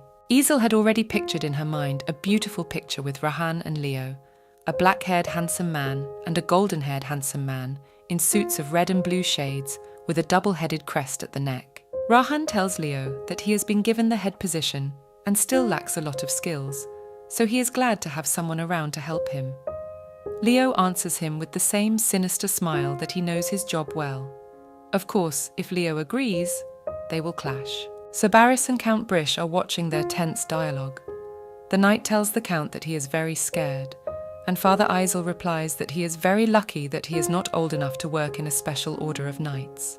The banquet comes to an end, and Rahan says goodbye to Isel, that it was a pleasure to talk to her, and since he and her brother Leo will be working hand in hand, they will sometimes see the young lady, and in that case, he bids her farewell until they meet again, and kisses Isel's hand. This really horrifies Count Brish, Leo and Sir Barris. The dialogue between Isel and Archduke Canax is watched from the sidelines by an angry Caesar Lysian with a glass of red wine in his hand. The Duke calls out to the son and tells him that he understands him, but now he must end these outbursts of negativity. Caesar turns to his father and starts yelling that he can't hold back because the mad Archduke Canax has ruined his re-encounter with the young lady Isel, especially since he has only been back from the battlefield for a month since he was able to meet Isel. Next to him, she only did what she was shaking with fear, but as soon as the Archduke appeared, as Isel began to stick to him and make eyes, Duke Lesion asks Caesar to calm down, as if the promised day will come, everything will go as planned. Caesar, finishing his wine, thinks that even a member of the royal family cannot unceremoniously meddle in his family's affairs, and the emperor cannot lightly touch Duke Lesion. And if the father says that this day will come, then he will grab this girl by her thin, pale neck, take her to his room and ban her there bound in chains. The man starts laughing evilly and promises that he will never let Isel go, and that's what he decided from the first time they met, and she can soon realize it too. Late at night, Isel, her father and brother head back to their estate in a white carriage. Count Brish asks his daughter to tell them how she is related to Archduke Canax. The young lady tells them that she was resting on the terrace, but the young gentleman Lesion suddenly abruptly walks onto the terrace behind her. Count Brish and Sir Leo ask her sister to elaborate on what happened there, and whether Archduke Canax really saved her from Caesar Lysian. Isel answers them that His Excellency the Archduke did help her in that situation. Count Brish wonders why Archduke Canax would help her for no reason if he doesn't know her. Rahan has helped her many times before, but she can't tell her family. Leo asks his sister if Rahan has threatened her, or how else to explain that in return for his son's salvation, he has asked Isel for a dance. The Countess starts shouting that Leo knows nothing, and that His Excellency Archduke Canax is a kind, sensitive and wonderful man, and one should not say such strange and terrible things about him. Leo and Count Brish are surprised that Isel is arguing with them. Her brother starts yelling back at Ezel that she is the one who knows nothing about him. This devil in the flesh is the worst man in the empire. Count Brish asks his daughter if she has eaten anything strange today and if Rahan has made her drink any medicine. Ezel is convinced that Rahan is not such a terrible person, and she doesn't understand why her brother and father believe these rumors, and she would really like to resolve this misunderstanding between them. The Countess looks out the window and, realizing that they are almost there, promises to tell them everything in detail. Ezel doesn't know how to explain about the henchman, and it's a shame. She remembers that Archduke Canax asked her who gave her the ring that is now on her little finger. Ezel doesn't understand why anyone would ask who gave her the ring, and she can't tell anyone.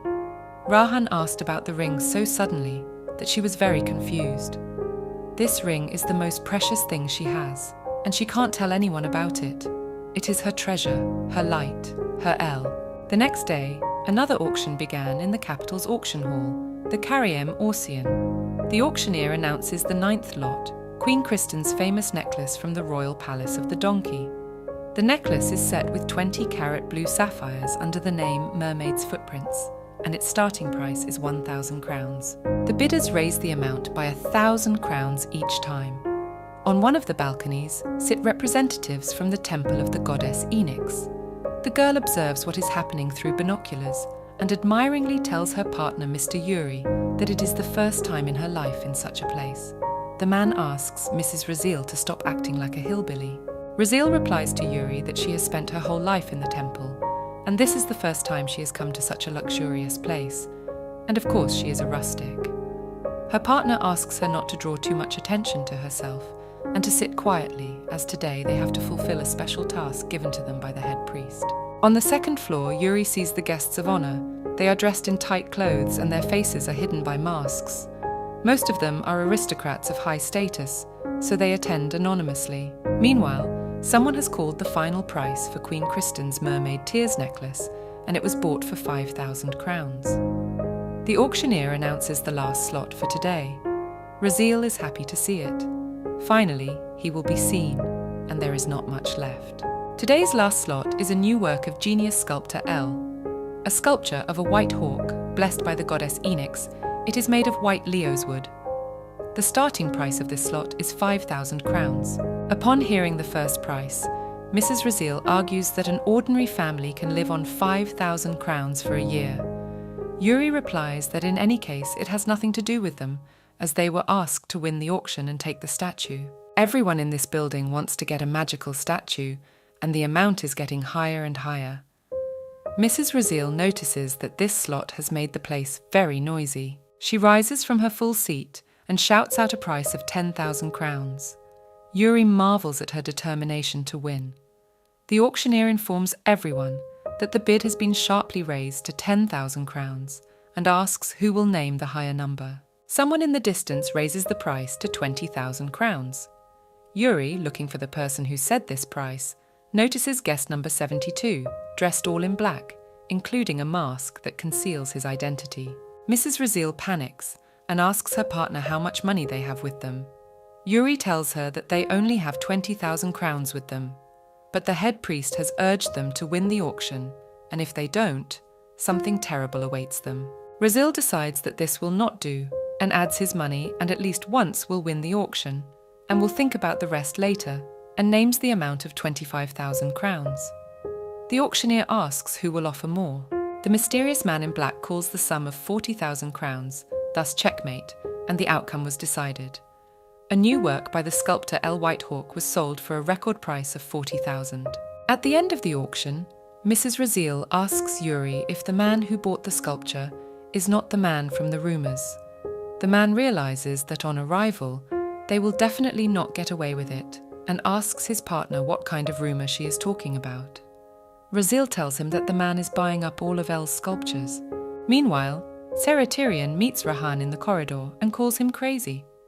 Tyrian tries to take the wooden box with the sculpture from Rahan, saying that he is crazy to buy it for 40,000 crowns. Ergutzog reminds his friend that he himself told him that he can buy sculptures directly by participating in the auction.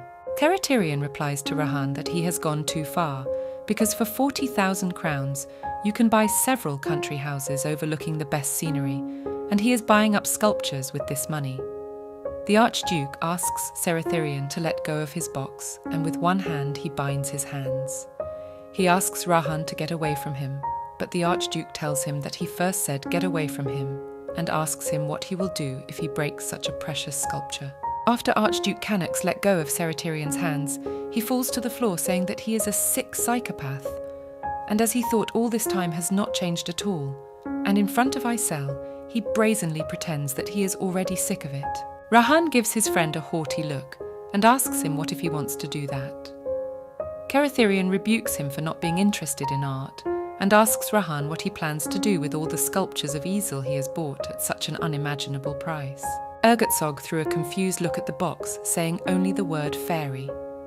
At that moment, Seratherion realized why he was buying the sculpture and acting so strangely towards Isel, because she was the fairy from Rahan's childhood. A few years ago at the Imperial Academy, two worried boys run up to Seratherion in the hallway, and he asks them what's wrong, if there is a war. One of them replies to Seratherion that it's a problem of almost the same magnitude, since they just saw the dormitory assignment, and he'll be sharing a room with this guy, and asks Seratherion if he's okay grabbing him by the shoulders. The young man guessed it was about Rahan el Canox. The dark-haired boy asks Seratherion if he has already done something about this psychopath Rahan, because when they first met him, he intimidated them a lot. Entering his dorm room for the first time, the first thing Seratherion thought of when he saw Rahan was that he was famous, but not in a good way.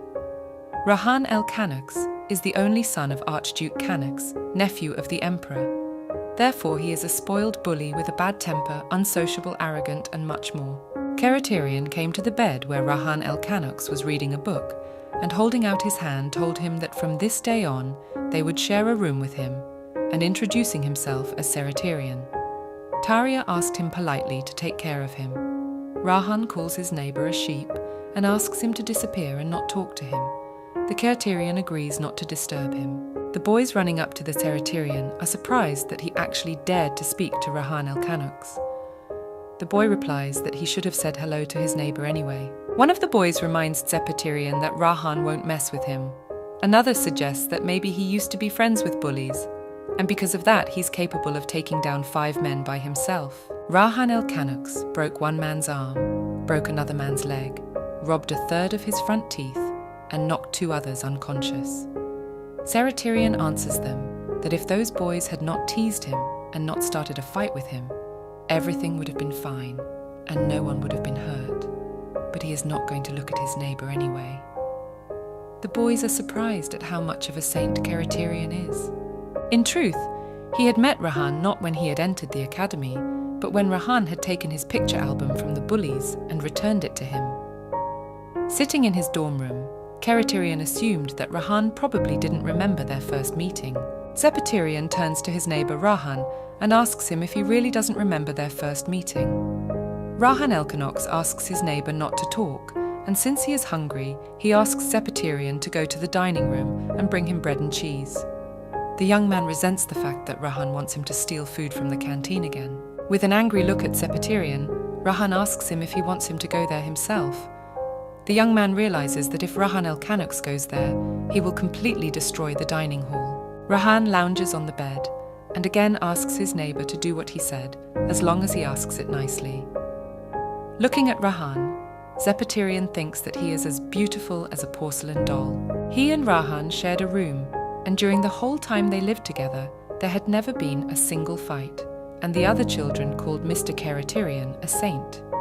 When he was walking down the corridor with food, the other boys would run up to him and ask him where Mr. Seratherion was going.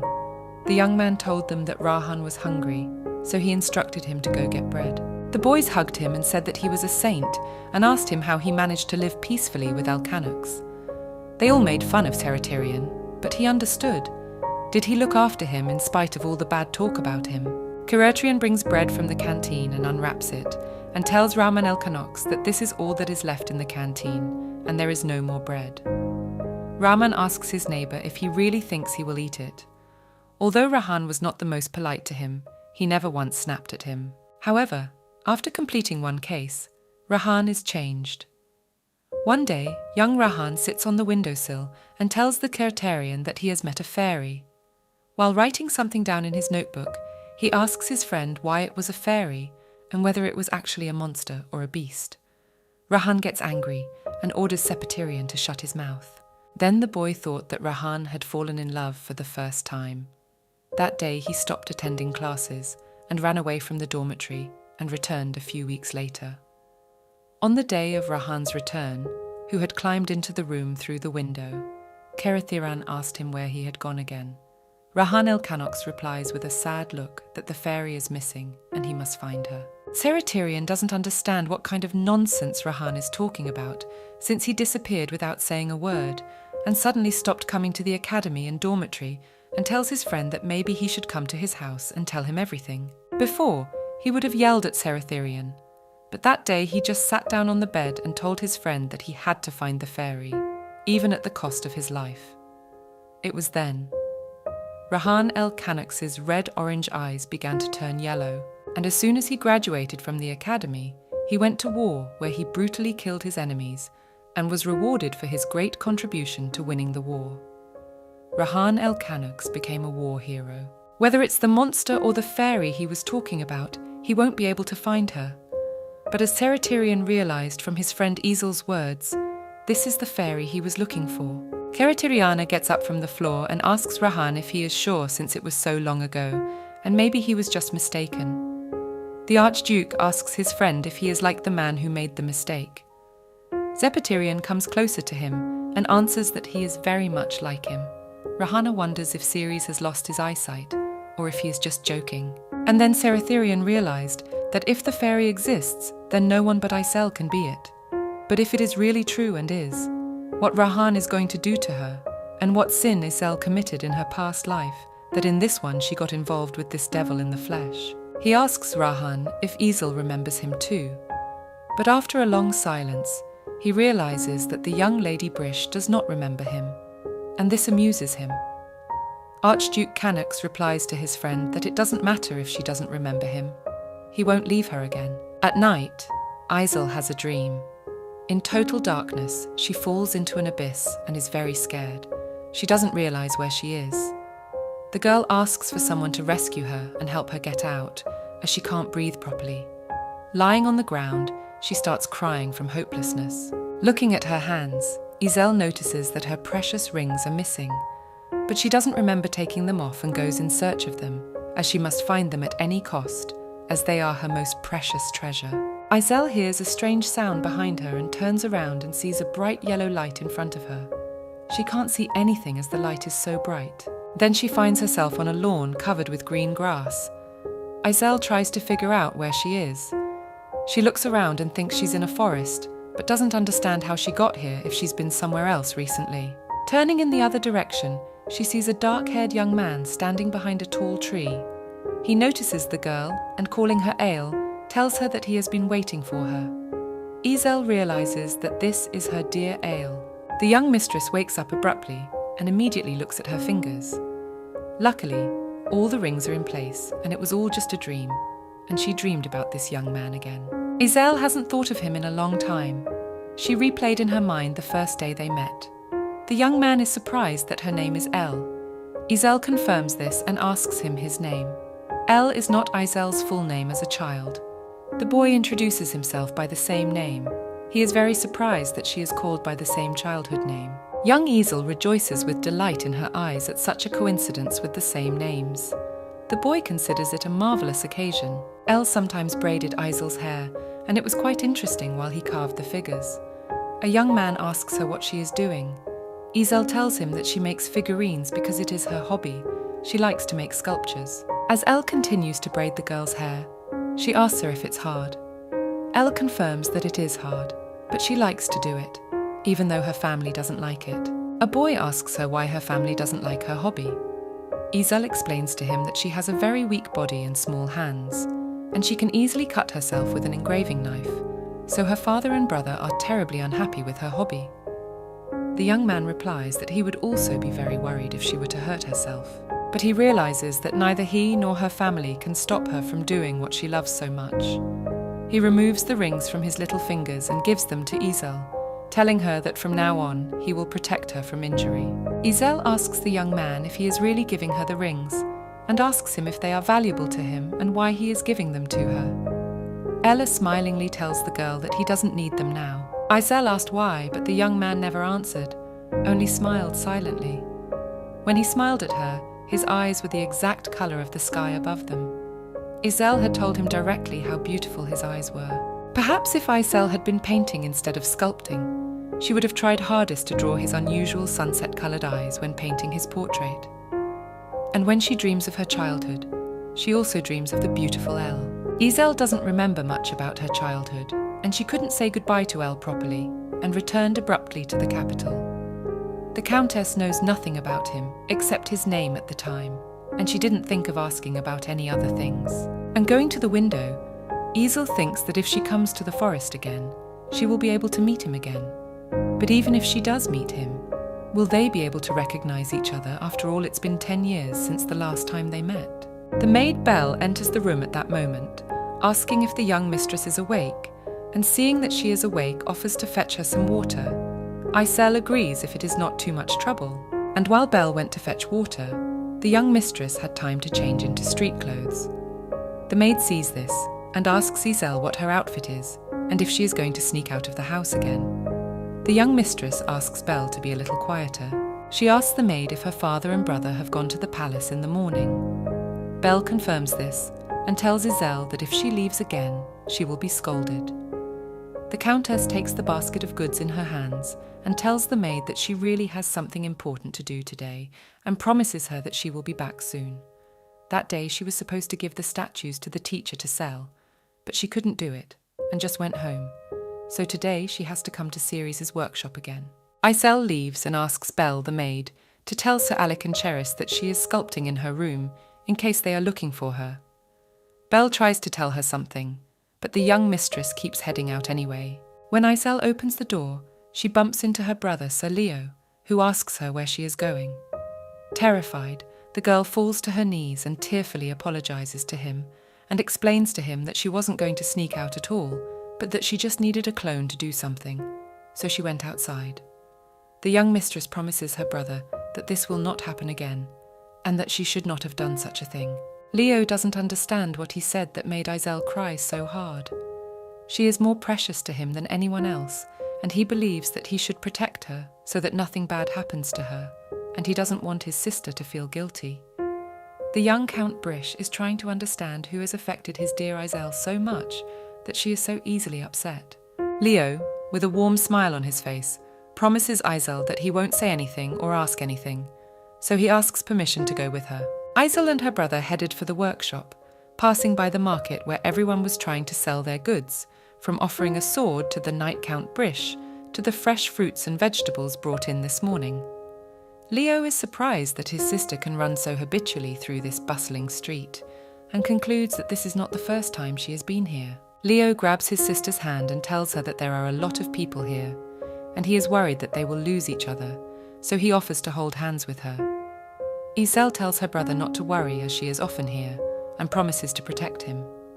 Leo doesn't believe what she said, but is pleased that their dear Ezel has really grown up. At the entrance to the workshop, Ezel tells her brother that she has been studying sculpture here for 3 years. The young master had no idea that his sister had been sneaking out of the house for such a long time. Ezel warns her brother that no one must know that she is her teacher. Leo strokes his sister on the head and promises to keep the secret. They enter the workshop, and the young mistress greets her teacher and provides her with her older brother. Ezel apologizes for them coming so suddenly, but she really wanted to meet her, so she had to come with her brother. Kerithirian is shocked to learn that Leo Brish is Ezel's older brother. There is not a single person among the capital's aristocrats who does not know Sir Leo Brish. This young man with blonde hair and eyes the colour of dark emerald, with impeccable appearance and straightforward character with the art of swordsmanship, gifted by God himself, a man about whom they say, the best among the knights, the best among the nobles. It's all Leo Brish, the fearsome brother of Ezel Brish. Leo and Ezel are like brother and sister, and so Kerithirian thinks he is a complete fool for not noticing their resemblance. Ezel runs up to him and asks him if he's in pain. Keraterian replies to the young mistress that everyone is good to him, and, having recovered a little, tells Leo Brish that he is pleased to meet them, and extending his hand, introduces himself as Ceres. He and Leo Brish had met several times before in the palace and had shared conversation as Seraterian Taria. Sir Taria introduced his only son Sepaterian to the young Earl of Brish one afternoon. Leo extended his hand to him, saying that it was a pleasure to meet the young Mr. Taria. Back in real time, Sir Brish bows to the Isel teacher and tells him it is a pleasure to meet him. At that moment, Seratherian realizes that he almost got burned for actually being a man by extending his hand in greeting. Leo asks Ceres if they have met somewhere before because her face looks familiar to him. Keraterian replies with fear in his eyes that it has never happened in his memory, and tells them that he'd better go make tea and think about how to get out of this situation. Isel offers to help the teacher. Keraterian hears the bell on the door, and thinking that it is his salvation, he wants to say welcome to him, but not to finish, he sees Rahan El-Canox in the doorway. The sculptor realizes that he was trying to escape from the fox, but again fell into the clutches of the tiger. When he sees Isel, Rahan comes up to her and kisses her hand in greeting, saying that he did not expect to meet her here again by chance. Leo Brish watches the Archduke's acting with a disgruntled face. It's a familiar situation for the Seraterian. Every time Isel comes to the workshop, Rahan appears here, saying that their meeting was an absolute coincidence. Ever since he was a child, Rahan has ruled Seratherian like a pawn on a chessboard. He even turned his sacred workshop into his pawn. Rahan El-Canox asks Isel how she is feeling after the dance. The young mistress answers him that she is fine. Kerethrian can't see how his apprentice can't see that foxtail of his. He calls out to Isel, but the Archduke tells him to shut up and stay out of the conversation. Seraterian decides he would rather make tea than be around them. Isel doesn't know what to do in the presence of all these people, since today she must be sure to ask her teacher to sell the figurines. Isel greets His Excellency Archduke Canox. With his arms crossed over his chest, Rahan El-Canox grinned and told Sir Leo that he didn't recognize him at first. The young Earl of Brish replies that he didn't recognize him either, since he was dressed in the clothes of commoners. Angry, Rahan asks the Count what he has just said. Leo is still outraged that Archduke Rahan El-Canox dared to kiss his sister's hand so brazenly at the banquet. This and the kiss at the ball has caused a premonition of war between the two of them, and in this case, Isel does not know what to do, as she cannot let them fight again, and tells Leo's older brother that he has just told her he is very hungry. Count Brish denies that he told her such a thing, and looks at his sister with utter bewilderment. Realizing that Leo cannot take a hint, Isel tells His Excellency the Archduke of Canox that her brother told her that he was hungry, so they had to leave the workshop and went to find somewhere to eat. Sir Leo reiterates that he is not hungry at all, and that he certainly did not say that. The young mistress pushes her brother out. Kerethrian comes out with a tray of tea and tells them that everything is ready. Isel apologizes to the teacher for making them leave so quickly and promises to come back again, but a little later. Seratherian is completely bewildered and agrees to have Isel come back later.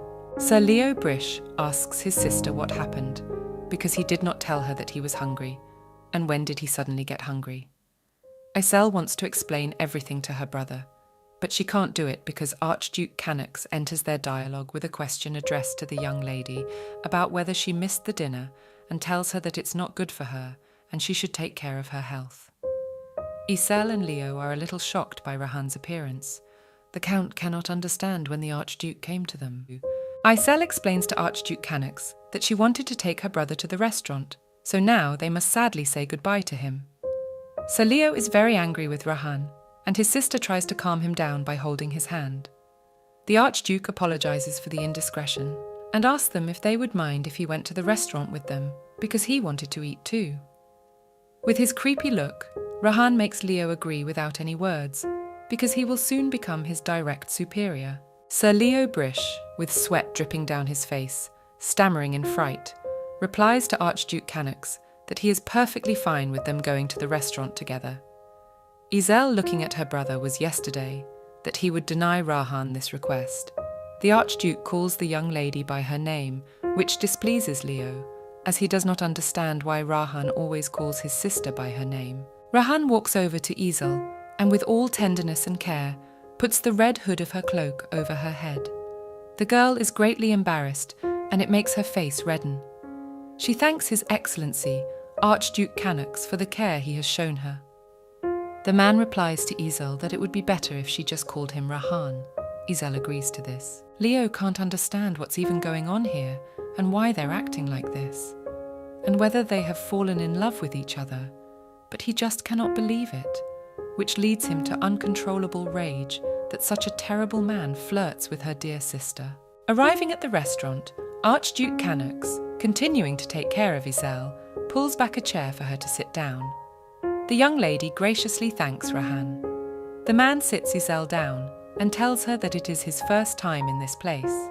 She tells Rahman that the food here is very good. Isel wants to say something to the Archduke, calling him Excellency, but he corrects her to Rahan. The young lady forces herself against Rahan, telling him that he is such a noble and distinguished aristocrat, but behaves so easily and casually. Archduke Canox corrects himself by saying that this is not true at all, and that he simply does not pay attention to one's status or position in society. Rahan thus praises himself for what he does not really do, and only pretends to be a good man to Isel. Sir Leo is still angry about the whole situation, and is blushing angrily thinking about how unlucky he is. Rahan el Canox suggests ordering the chef's recommended dish of lamb steak, and asks Isel if she would like it. The young mistress agrees to the choice. Count Brish is pissed off at how Archduke Canox pretends to be pretty when he never really was, and it's all good acting for Isel. Rahan gives the menu to the waiter and politely asks him to bring a mutton steak for 3 people, and asks him to cook the meat separately for the lady so that it is soft, and serve the dish on a separate plate. On the battlefield, Rahan never used his status as an archduke to distinguish himself from the rest of the soldiers. He didn't get special treatment. He ate the same food with the rest of the soldiers, slept in the same place, and many other things that ordinary co-workers do. And although Rahan el Canox has a nasty temper, he is definitely not the psychopath that many people think he is. Archduke Canox asks Isel with a smile what her favourite food is. The young mistress answers him that she likes everything. Leo grits his teeth in anger and mentally asks Rahan el Canox not to pretend to have manners. At that moment, lamb steaks, salad and sliced bread are brought to the table. Isel is already preparing a fork and knife to cut the steak because of how good the food smells. But suddenly, Archduke Canox moves the board with the meat away from her, leaving the young mistress bewildered. Rahan laughingly explains to Isel that he did not intend to take away her food, and asks her not to be upset, as he just wants to cut the steak for her. When Rahman has finished cutting, he slides the meat plank back to the girl and asks her to taste the meat. Isel wishes Rahman el Canox a pleasant appetite. Sir Leo Brish cannot understand what this strange atmosphere is, and how the Archduke knows Isel, for he thinks they have never seen each other. But remembering that his sister has run away to the workshop many times, the young count suggests that perhaps they first met there. He hates to admit it, but the Archduke's relationship with Isel seems sincere to him. Archduke Rahano el Canox is genuinely very interested in Isel, and he deliberately does not hide his feelings for the young lady. Sir Leo thinks that he may have easily fooled Isel with his kindness and sincerity, who knows nothing about the situation in the country, but he cannot deceive him, and as soon as they return home, he will reveal the whole truth about Archduke Canox to Mita. Rahan asks Sir Leo why he is not eating his food, and with a horrified look offers to cut the meat and holds out his bloody knife to him. Leo plays along with His Excellency and replies that he can do it himself, and he thinks about what he heard. Maybe you need to cut the neck? Sure, because with this knife Rahan can slit the necks of dozens of people.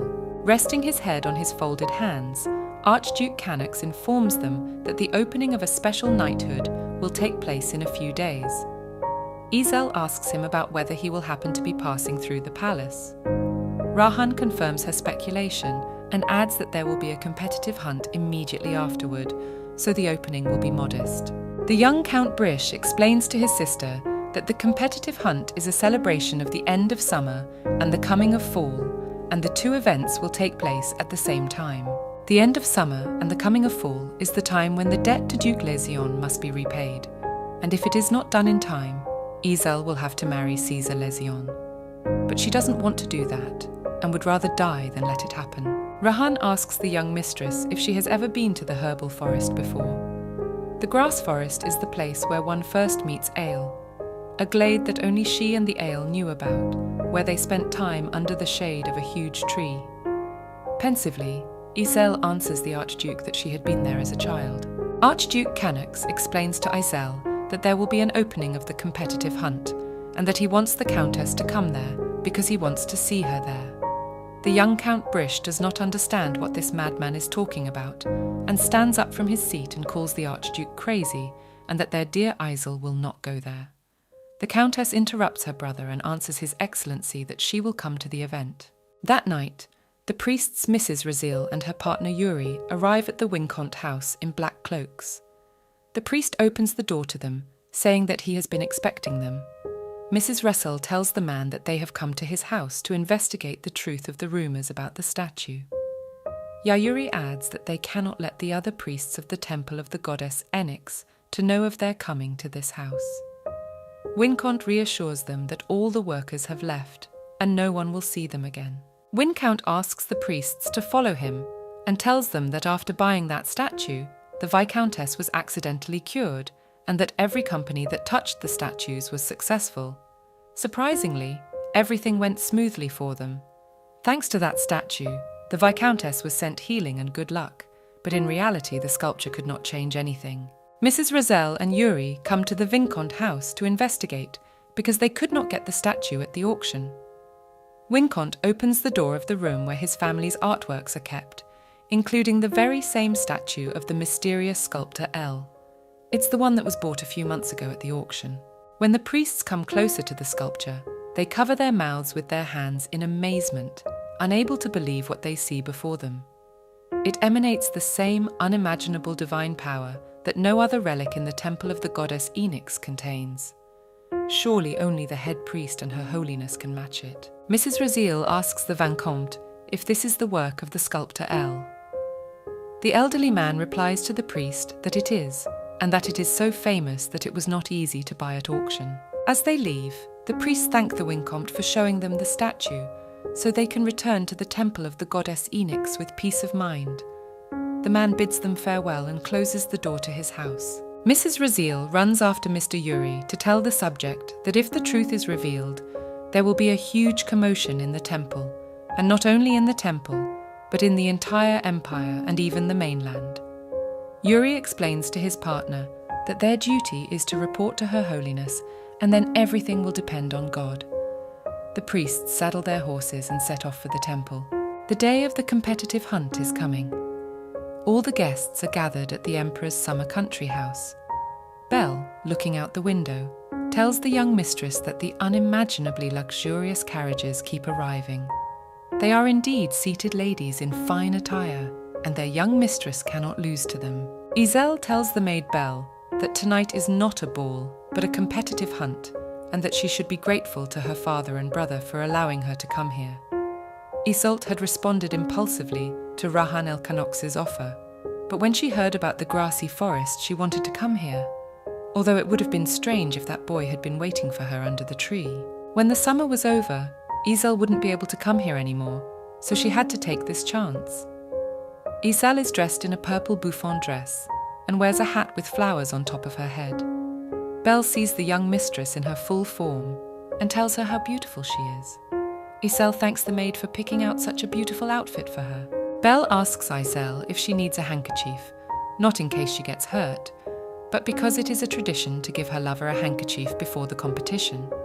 But Belle assumes that her mistress does not have a lover, and therefore thinks that she does not need a handkerchief. Isel interrupts the maid to say that she will indeed need a handkerchief. Isel comes out to the rest of the people. At that moment, the young Lady Brish is noticed by Mrs. Rosa.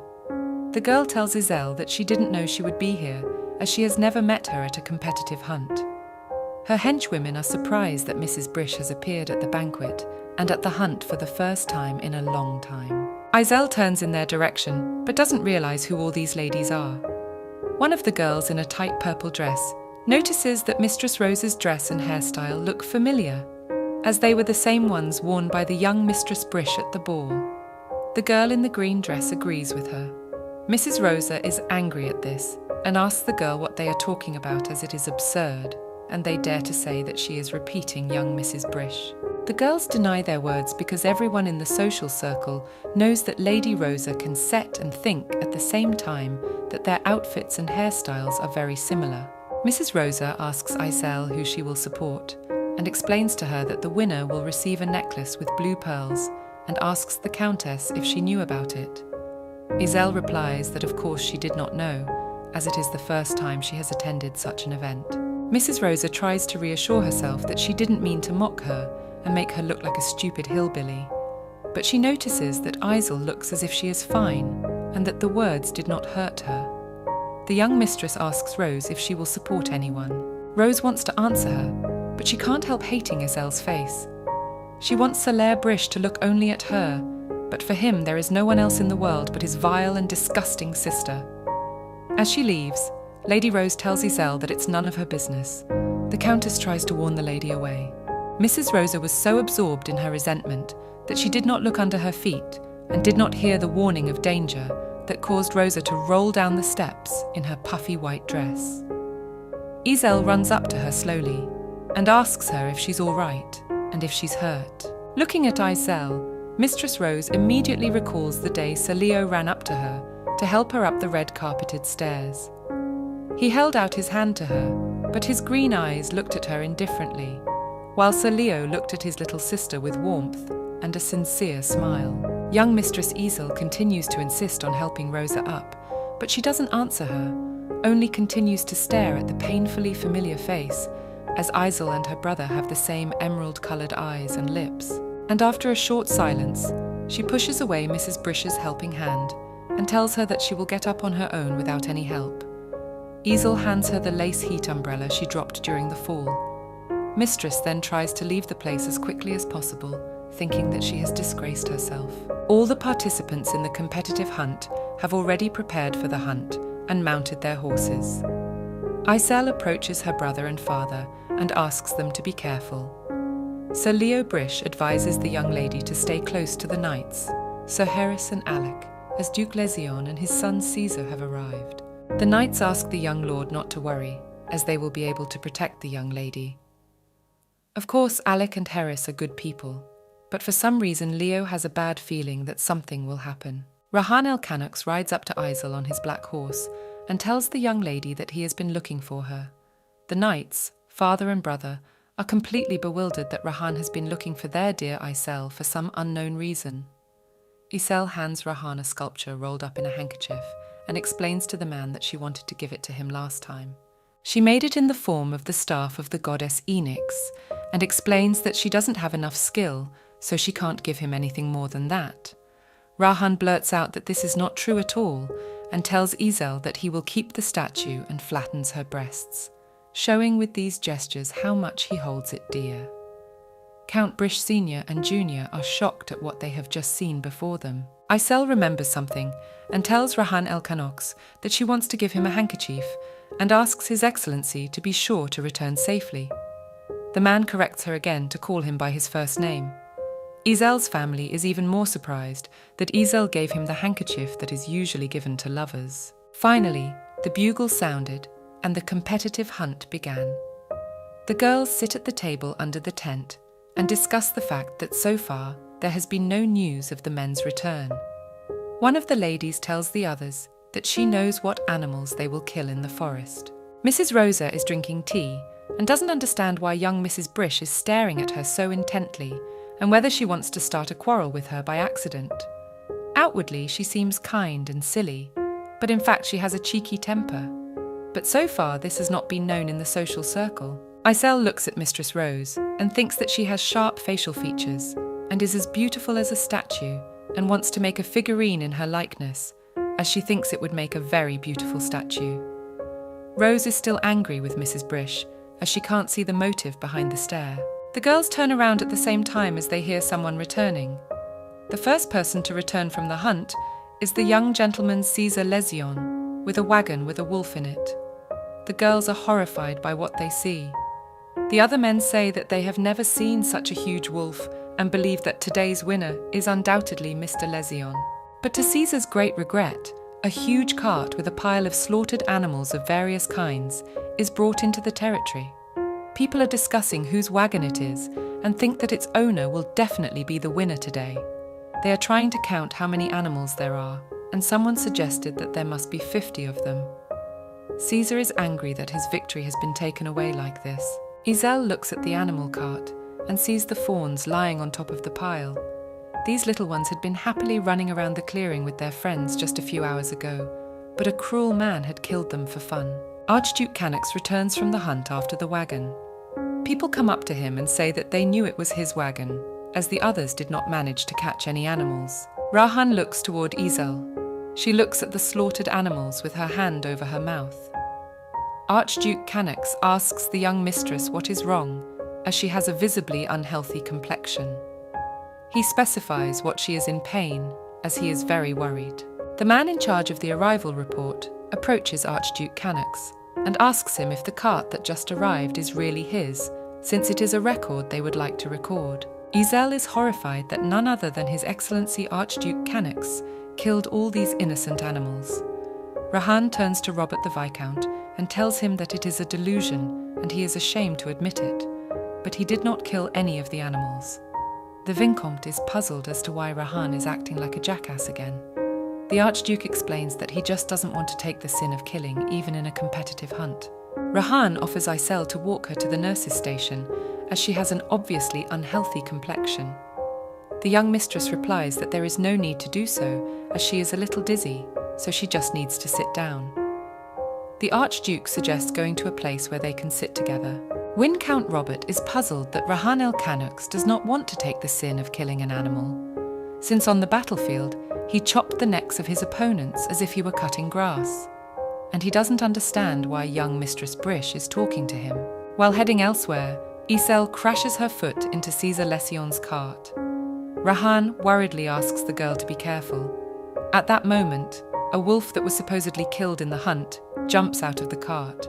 The wolf is about to pounce on the young lady, but it fails to do so as Archduke Canax kills the animal with one swing of his sword. Everyone is horrified that a wolf has come out and attacked young Mistress Brish. The knights ask for a doctor. A bloodied Rahan el Canax asks Isel if she is all right and wipes the blood from her cheek and then lifts her up in his arms. Isel was not expecting this. Rahan tells her he will take her to the infirmary. The knights, Sir Harris and Alec, go to His Excellency Archduke Canax and tell him that it is better that they go with the young lady. Rahan tells them not to, as they have no power to take care of her properly. And before leaving, he tells Viscount Robert that all questions about the hunt should be put to him. Carrying Isel in his arms, Rahan says loudly that the biggest mistake a hunter can make is to take a human life. To make it easier to catch game, he must know how to hide, and now he will go and take good care of young Mistress Brish, so he asks the Vinconta to tidy up the place. Caesar Lesion gritted his teeth with anger, mentally calls Archduke Canax cheeky bastard because he so brazenly dares him to talk about him, and it is a disgrace Caesar will not tolerate. As a result of the meeting, the winner of the competitive hunt was Sir Leo Brish. Everyone congratulates Leo on his victory, but he himself does not understand how it happened. The Emperor tells the young Earl of Brish that he has won and caught so many animals. It seems that in his opinion, he really has great skill. Leo looks at the cart Leo is talking about and realizes that it is definitely not his prey, and there has been a misunderstanding. The Emperor simply tells Archduke Canax to hand over the reward of a necklace with blue pearls. Rahan hands the reward to his uncle. Leo reflects that if you think about it, this wagon belongs to Archduke Canax. During the hunt, 3 men, including Sir Leo, approached the pile of animals killed by Archduke Canax. They were surprised at the huge number of animals he had caught.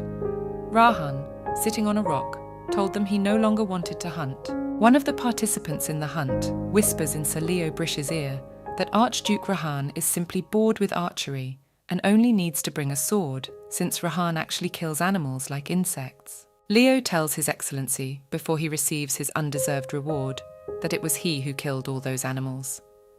At that moment, Rahan el-Kanaks looked at Leo Brish with a look that implied that he should shut his mouth. Leo never understood why he was the winner of the fall competition hunt. After the young Mr. Brish was congratulated and presented with the necklace, one of the girls asks him who he will give the necklace with blue pearls to. Leo tells her that he will definitely give it to his little sister. This decision makes Mistress Rose angry. The Count opens the box and asks his sister if she will accept it. Izel's heart doesn't want to. She can't believe that her brother Leo killed all those poor animals. The girl tearfully says that she understands the hunt, but she feels sorry for so many animals. Leo, in tears, tells Izel that he didn't kill them. At supper, a sumptuous table full of today's catch has been laid out. Sir Harris asks Sir Leo if he has changed his clothes since dinner has already begun. Leo asks the knight where his sister Izel is. Sir Harriman tells him she is dining with the other ladies, and Alec is guarding her. The young Count Brish thinks that he has made a mistake in front of his sister, as he knows that Izel is very fond of animals, and that he has won the hunt for them, and splices in how much she is disappointed in him. He is sorry that because of his position, he can't say that he didn't catch them. Sir Harris replies to the young Earl of Brish that this will not happen and points to where Izel is sitting. Leo is surprised that his sister is eating meat, even though she was crying just now. Harris replies to the Lord that Izel is always like this. Leo smiles at the fact that Sir Harris seems to know Izel better than he does. The knight explains that all her faults depend on how one looks at her. Izel, sitting next to Mistress Rose, asks her why she isn't eating, and offers her a taste of venison steak. Rose replies to young Mrs. Brish that she doesn't care, so she can eat as much as she wants. Izel wants to say something to her, but Mrs. Rosa interrupts her by shouting out the phrase that she will not eat. At that moment, her brother comes up to Izel and asks her if she liked the food. Lady Rosa wants to ask something, but Leo ignores her and asks her how much she ate. The young mistress tells her brother that she could not eat among strangers, so Lady Rosa kept her company, and because Lady Rosa took care of her, she could not eat anything herself. Mrs. Rosa is embarrassed and tells Leo that it wasn't like that, but he lets it go and thanks the lady for taking care of his sister.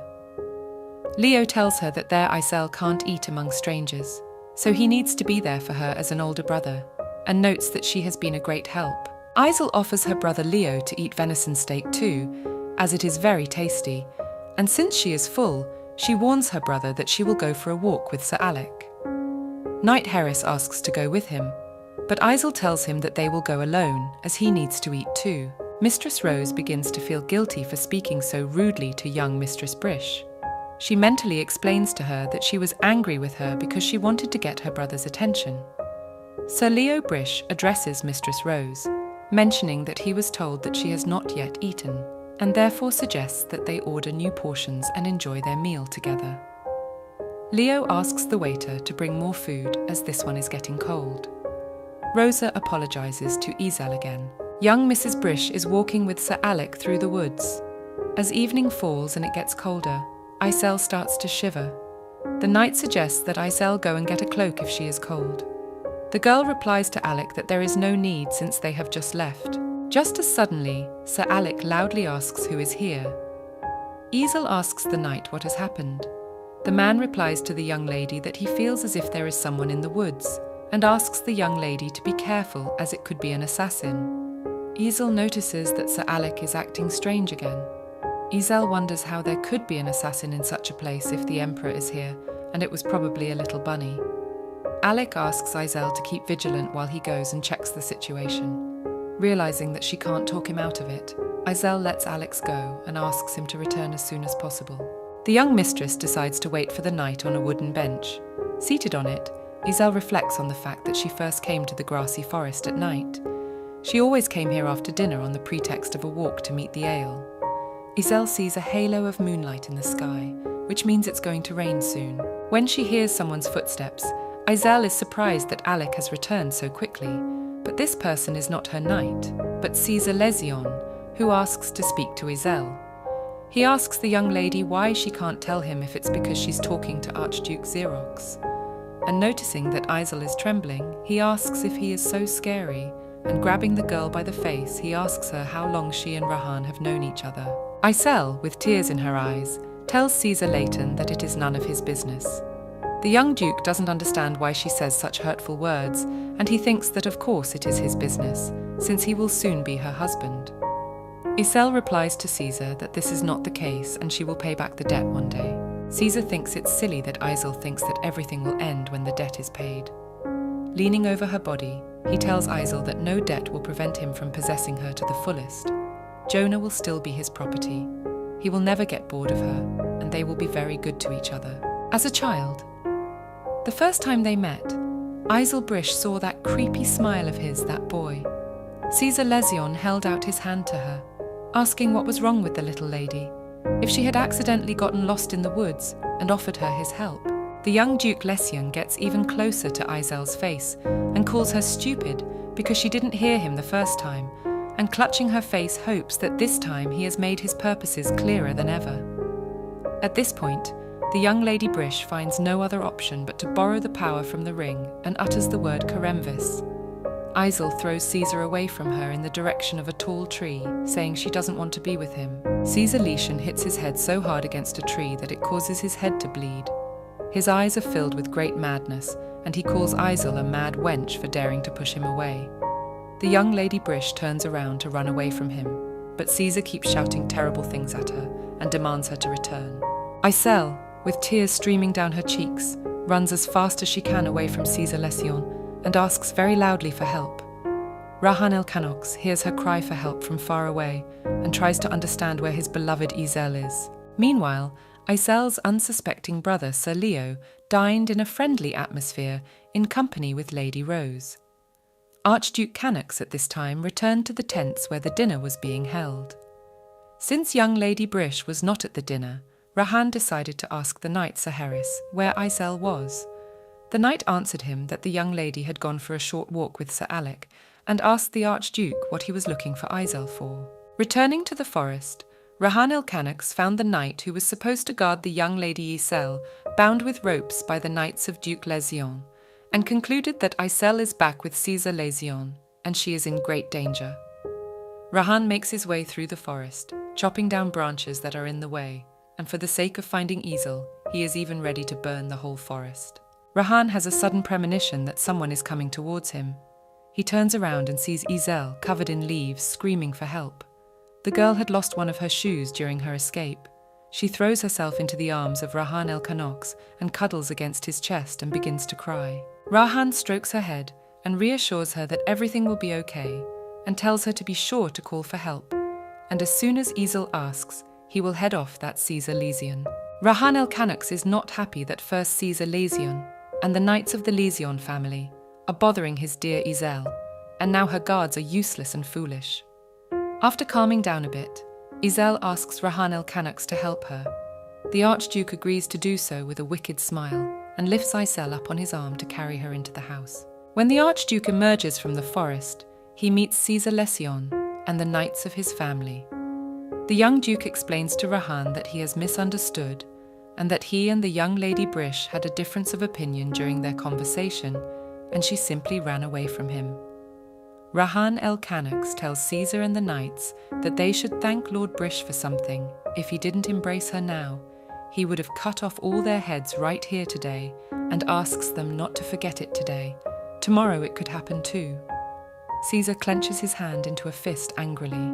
The next day, Iselle wakes up in her bed. Sitting next to her are the knights Sir Harris and Sir Alec, the maid Belle and her brother and father. Everyone is happy that Iselle is awake. Leo helps his sister up and tells her that she may be dizzy, so he asks her to rise slowly. Belle tells the young mistress that she has slept for 24 hours and hands her a mug of water. Iselle comes to her senses and tells everyone that she has something to tell her father and brother, and asks the others to leave the room for now. The servant Belle and the knights leave young Lady Brish's room. After being left in a room with only her family, Iselle apologizes to her brother and father for actually knowing that Duke Lesion has sent a letter demanding marriage. But she does not want to marry Caesar Lesion for anything, and apologizes to them for being selfish. Count Brish and Sir Leo at first resent Iselle for knowing everything, but then tell her that he is grateful that she thinks so. They never even thought of marrying her off to that unscrupulous criminal Caesar either, and they promise it will never happen. so Isel will always live in comfort as she is now, and they will consider her feelings and wishes. For them, it will always come first. Isel apologizes to her brother and father again, but they ask her to stop apologizing for everything. Count Brish asks his daughter what business His Excellency Archduke Canax had with her, since he came to her when she was unconscious. Isel is surprised that Rahan el Canax came to her. The Count asks his daughter to tell him what the Archduke wanted from her, if she decides to ask him about it the next time they meet. Isel agrees, and tries to remember what she said to His Excellency the Archduke that day, and assumes it was all sorts of strange things. The young mistress tries to remember what she said to Rahan, when he told her that if she needed help with books, she should just ask for it. Isel suddenly remembers that she pressed herself against the Archduke's chest, and cried, and asked him for help. This made the girl feel very ashamed. At that moment, young Mrs. Brish is informed that His Excellency Archduke Rahan el Canox has arrived.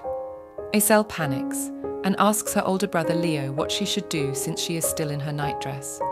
So Leo calms her sister by telling her that everything will be all right and that he and their father will come out to the Archduke first, and she can change her clothes in peace. Isel is sitting on the bed, thinking that His Excellency Erzgerog can't be kept waiting long, so she should hurry up. Isel wondered why Rahan had come so soon without warning. Meanwhile, the butlers dressed in black tails. Sir Leo and Count Brish welcome His Excellency Erzgerog Canax to the Brish family's estate. Leo ponders the fact that Rahan did not even respond to their greeting, and why this madman has come unannounced. What is he up to? Rahan el Canax asks Count Brish how Mistress Brish is feeling, as he was very worried about her. Count Brish thanks him for his concern and interest in his daughter's condition, and replies that Isel is fine. A short time later, the young Lady Brish comes out in a lush, soft pink dress and greets the Archduke of Canax. Rahan looks at the Countess with admiration and says that he is happy that she looks in good health. Sir Leo pulls his younger sister Isel away from Rahan el Canax, with words addressed to the Archduke that they have prepared tea and sweets in the drawing room, and with a haughty smile offers His Excellency to go there with them. Rahan smiled in return and agreed to Sir Leo Brish's offer. From the street, they all move into the drawing room and sit at a set table on sofas and talk among themselves. Count Brish tells the Archduke Canax that although the tea is not of the highest grade, he asks His Excellency to try it. Rahan takes a cup of tea in his hands and tells him that on the battlefield he has had to eat and drink much more than that, so he does not even know what he might not like. Everything seems delicious to him. The young mistress reminds Rahan that the food at the restaurant where he took her and her brother was very good, and though he does not focus on manners and authority, she knows him for what he is. Rahan el Canox thanks Isel for the praise. The young mistress, frightened, explains to Rahan that this is not what she wanted to do at all. Count Brish and Sir Leo are watching in bewilderment and don't understand what they are doing. Father Isel asks Archduke Canax to tell him what business he has come to their estate on his day off. Rahan el Canox explains to Earl Brish that he wishes to properly propose to the young mistress Isel Brish, who is here. The teacup falls from Count Brish's hands onto the carpet, spilling its contents all over him. Everyone is shocked at this unexpected statement. The Count tells his superior Archduke that it seems they may have misunderstood him. He doesn't understand what the madman is talking about. Rahan looks at Isel with a smile and asks her if she promised him that she would marry him. Her father and brother are horrified and ask if she really made such a promise to him. The young lady replies that she never promised him anything of the sort. Rahan suggests that she is just very shy, since the Earl and Sir Leo are now strongly opposed to their marriage, but when they are alone together, Isel is much braver, so she can only embrace him in private. Young Mrs. Brish asks His Excellency when she told him that, and then Isel comes to realize that she agreed to marry him because he helped her. Leo and Count Brish can't figure out if it's true or just a fantasy of that psychopath Rahan. Rahan el Canox tells Isel that he has just seen that they have a beautiful garden and has asked the Countess to give him a tour of it. Isel agrees to his request. Count Brish and Sir Leo have forgotten one thing again. Their precious child is a hothouse baby who is also quite absent-minded, and Archduke Canax, the most handsome man in the Empire, is a psychopath with a passion for war and a brutal killer. Meanwhile, priests and knights from the temple of the goddess Enix enter Sepaterian's workshop as they investigate the case of El's sculpture. Sepaterian wonders why they have come here to see him. Priest Yuri explains to the owner of the workshop that they have learned that the owner of the workshop has put the sculptor El's works up for auction and asks him to tell them everything he knows about him. Sepaterian has no idea why the people from the temple have come to ask about Isel and tells them that he knows nothing about the sculptor, so he has nothing to say to them. Mr. Yuri is outraged and can't understand how he can know nothing, especially what he looks like and where he lives. Mrs. Russell asks the Sepaterian that he is not the one who put his statue up for auction. Sepaterian explains to the priests that because the sculptor is an old man with a very unhealthy temper, he doesn't tell him anything, and so he doesn't know anything about him. And at this point, he mentally apologizes to Isel for having to make her a mean and strange old man. The knight points his sword at the master of the workshop. Sepaterian, angry, starts shouting that he has already told them everything and replies that he knows nothing about him. The priest explains to him that the Roman papacy wants to know about the sculptor. Sepaterian stands there with his mouth open, clearly not expecting such a turn. Meanwhile, young Lady Isel and His Excellency Archduke Kanaka stroll through the garden of the Brish estate. Rahan remarks that the garden is beautiful. Isel agrees with him, as her mother loved to take care of him, and then explains to Rahman that it was a misunderstanding to agree to the marriage, as she does not remember what she was doing that day. The Archduke Kanux, who has become unusually serious, asks the girl if this means that she does not want to marry him. But he adds that if she does not want to, or rather if her heart desires it, he sees nothing wrong with it and will try harder to earn her consent and to make her like him at least a little. The young Lady Isel explains to Rahan el Kanux that she does not like him at all, but that she has not yet thought about marriage. So his marriage proposal was very unexpected for her, and she calls the Archduke a truly gentle, kind and sincere man. Rahan takes Isel's hands in his palms and says that it is a happiness for him that she does not despise him, but on the contrary admires and respects him, and therefore in order for her to love him at least a little, Rahan promises to keep trying every day to win Isel's heart, and approaching her face, asks the girl if she will allow him to do so. The young countess is covered in goosebumps in an instant. Isel could not understand the meaning of the word try for a long time. From the next day, the Archduke Kanux began to visit Count Brish's estate every day.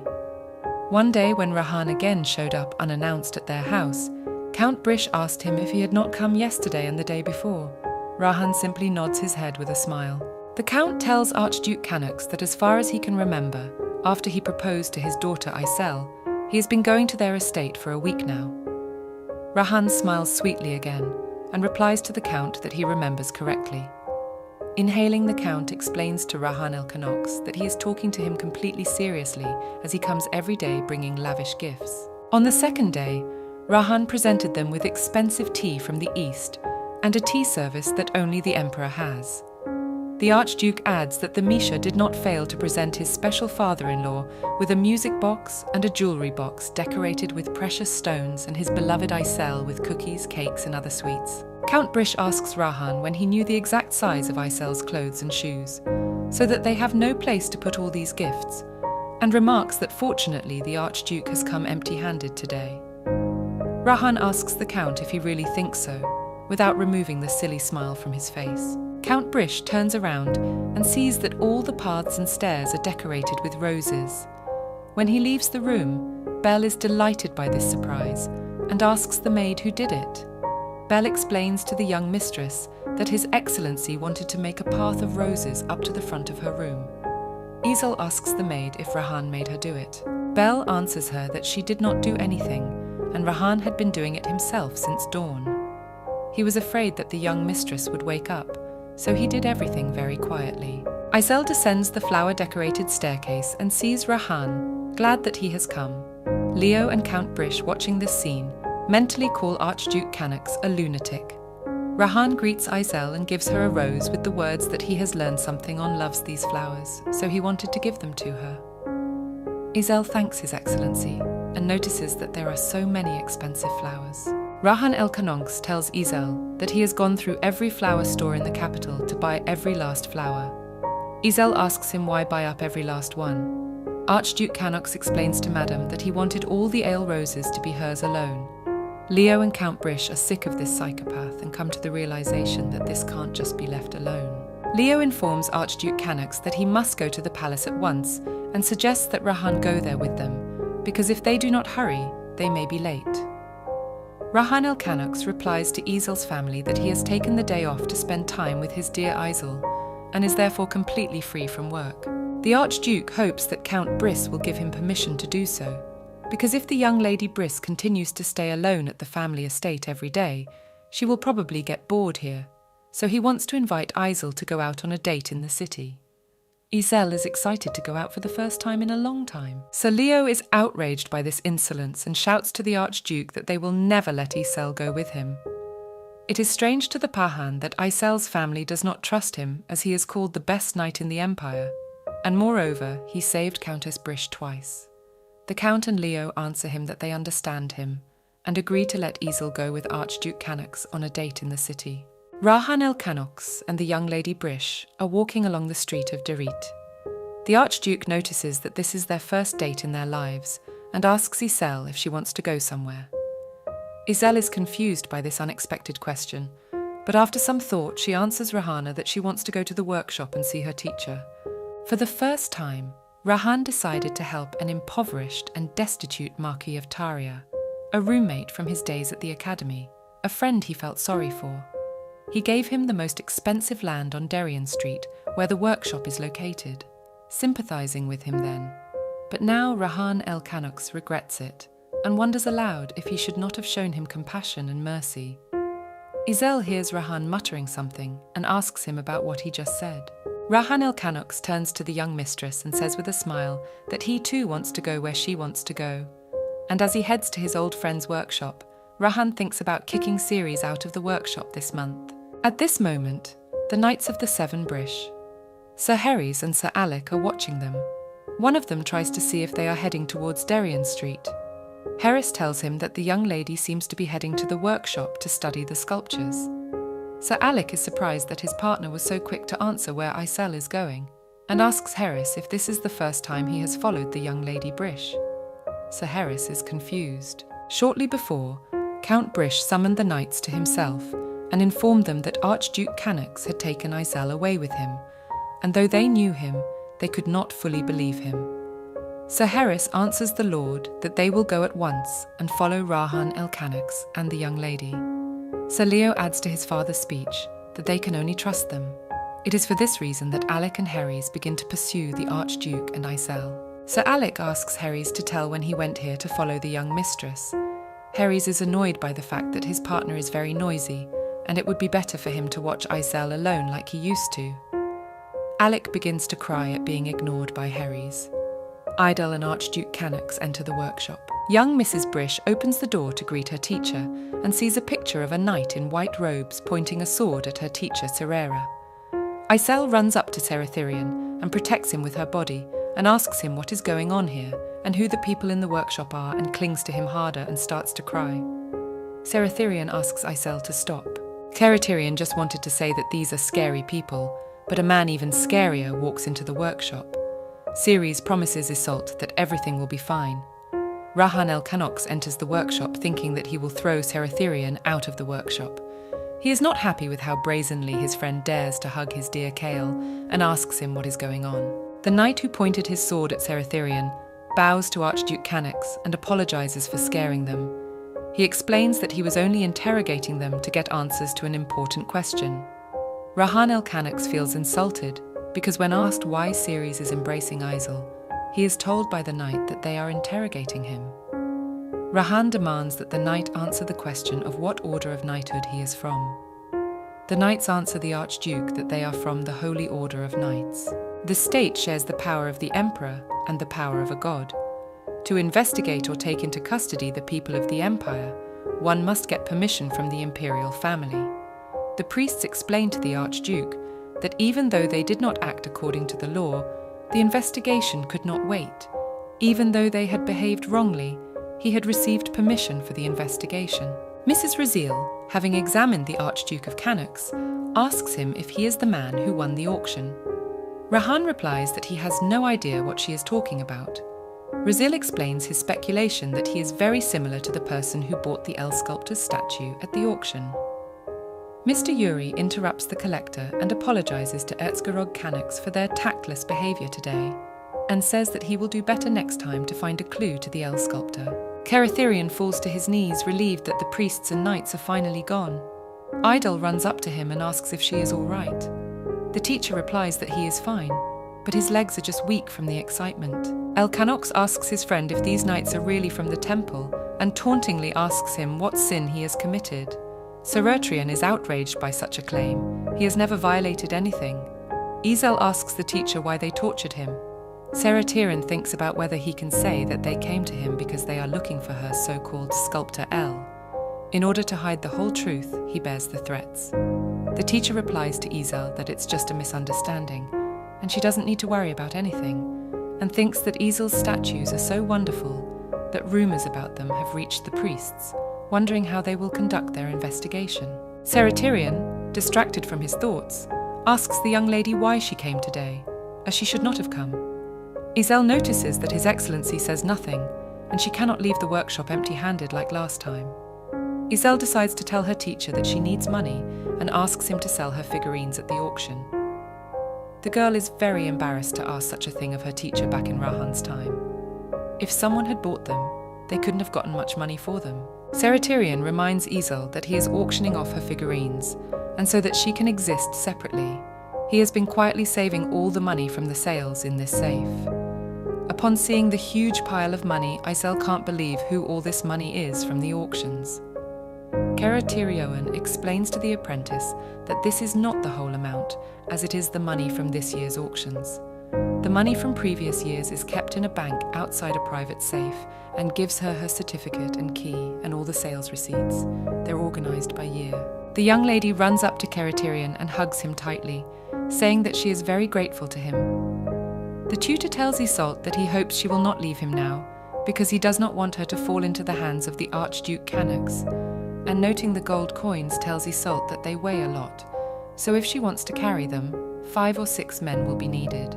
Young Mrs. Brish replies to the teacher that she has the strength of 6 people, so she can handle it alone.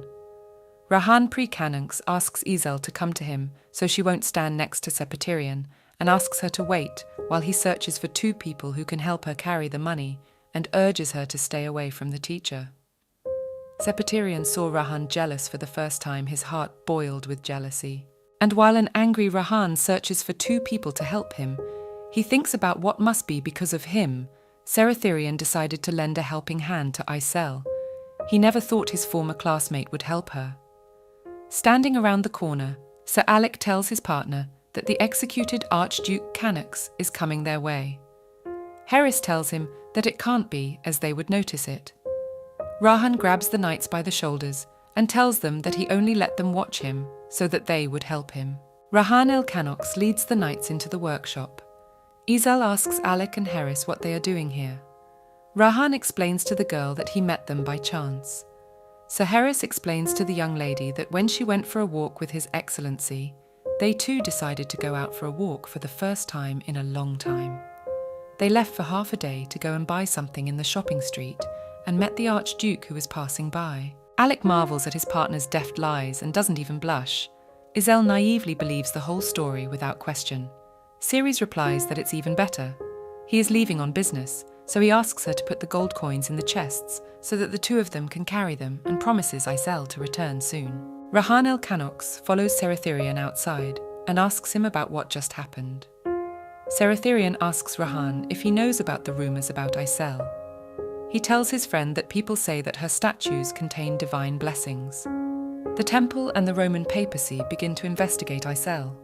The Roman papacy personally intervened. She even got the paladins involved. Both the imperial family and the temple are power-hungry, and if they reveal Izel's abilities, she will become a tool in their hands and will be used in a vicious and brutal struggle. Seretrian clarifies that it would be better if Rahan didn't tell Izel about it, because due to her character, she would feel guilty for causing her teacher problems, and would eventually go and turn herself in. Rahan el-Kanux asks his friend not to worry, because it is obvious that Aysel will be better with him than with her teacher, because in this case, he will not have to worry that many people will know about her. While collecting the money, Sir Alec asks the lady where it all came from. She tells him that she was told the money came from the sale of her statues, but she doesn't believe it either. Rahan tells Kerathirion that he doesn't want him to boast about helping Aysel. Kerathirion tells his friend it's not about him helping Aysel, it's about her. He's only been selling figurines made by Aysel, and the rest is hers. Rahan accepts his words and is going to follow through with the idea. In the meantime, he asks him not to interfere with Isolt's work or her defense. That will be his concern. The Archduke Canux's carriage pulls up to the Brish family's estate. The knights call the Count outside. Stepping outside the fence and seeing a pile of money chests, Count Brish asks Aysel what it is. The young countess explains to her father that it is money from the sales of her statues and asks her father if it is enough to repay the debt. Alec takes out the chest and tells the Count that it is not all there is, and the rest is in the bank's vault. Count Brish doesn't understand the statues in question. Aysel explains to her father that she went to a workshop to study sculpture, and the teacher auctioned off the statues she had made. The Count wonders that even if this is true, where is all this money coming from? Archduke Canux explains to Aysel's father that the statuettes have a high value. Count Brish doesn't believe it's not a dream. In order to prepare the money to pay the debt, Count Brish was going to sell the estate. Founder of the empire and monarch. In the first generation, Emperor Cartier personally gifted the estate to the then living Count Brish. Due to both its antique style and its history and honour, it is a work of art in itself. Therefore, it is not surprising that when the announcement of its sale buyers lined up in a queue, however, it was never sold. Letters started coming in saying that potential buyers were unable to buy the estate due to unforeseen circumstances. So every possible deal fell through. The Count and Leo assumed it was all due to pressure from Duke Lezion, but they couldn't solve the problem. Aysel promises her father that everything will be all right now. The girl's family pulls her into a tight hug. At that moment, a butler approaches them, apologising for interfering, but young Mrs. Brish has a letter, and it is urgent. Aysel takes the letter from the gilded tray in her hands and examines it and concludes that it came from the palace. But turning it around to read it, tells everyone that it is an invitation from Duke Lezion to a formal dinner. This news angers all the men standing across from Aysel. Sir Leo asks his sister to give him the letter, as it is unlucky and must be burned slowly. But Aysel doesn't really want to do that. Archduke Canux tells Aysel that it seems such an invitation came to him too, and so he suggests that the lady go there with him to Duke Lezion's dinner. Walking to the guest room, Leo flies in, asking why Archduke Canux is attending their family council. Rahan explains it's because he will become family too. Aysel tells His Excellency that it is not proper to say such things. Rahan smiles sweetly and apologises for his tactlessness and for embarrassing Aysel, and asks everyone to pretend he is not here. There is a family meeting in Count Brish's parlour about paying a debt to Duke Lezion with Aysel money. Leo says that he doesn't want to look at those disgusting faces, so he asks to pay the debt quickly and say goodbye to those unpleasant people who dare to send such invitations without saying anything. Rahan el-Kanux tells Sir Leo that he has exceeded all his expectations. The young master asks in what sense this was said. The Archduke explains his words by saying that at work, Leo is cold and reserved, but he turns out to be impatient and hot-tempered. Angry, Sir Leo asks Rahan el-Kanux what it all means. Even one word from the Archduke spoils Sir Leo's mood.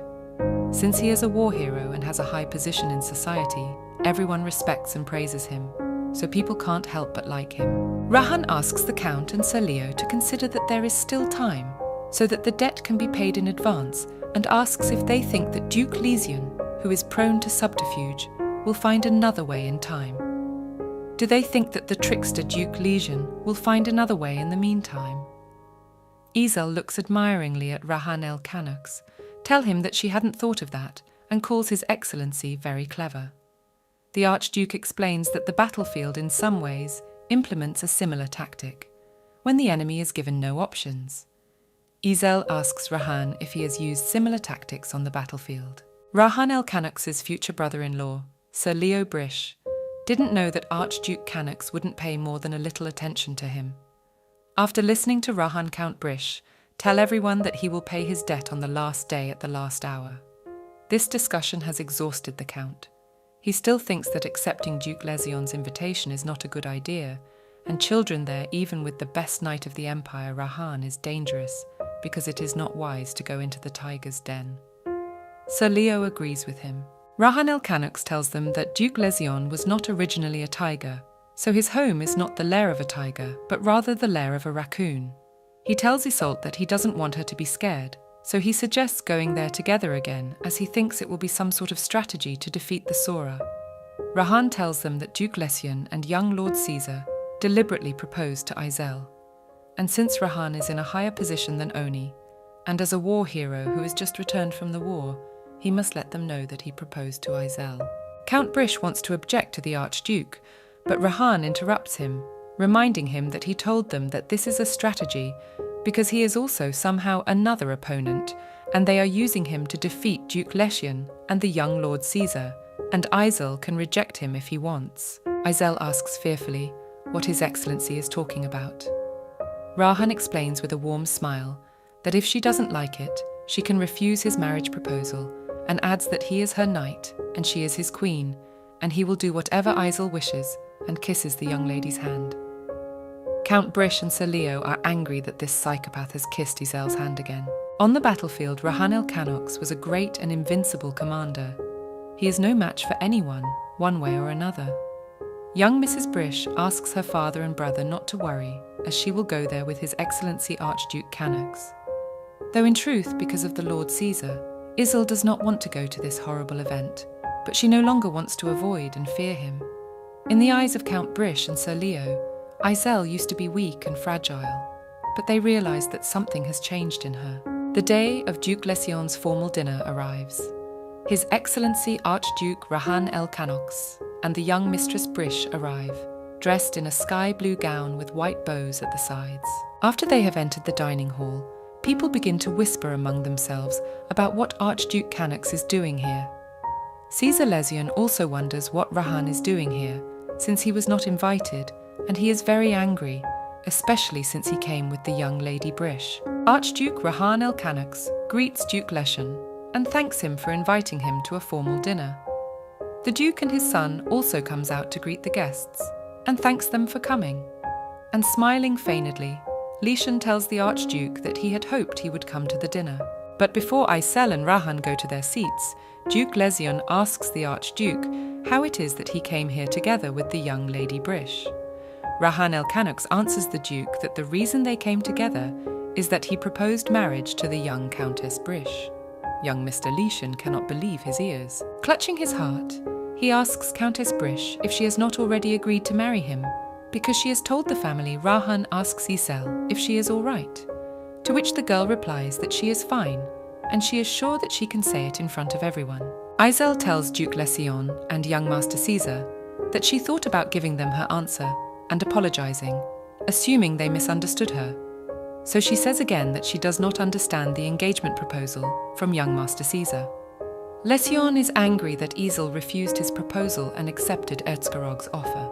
Archduke Canux puts his hand on his chest and tells him that it would be a little difficult, and he did not know that Mr. Caesar had already proposed to Miss Brish, and therefore apologizes to young Lady Brish.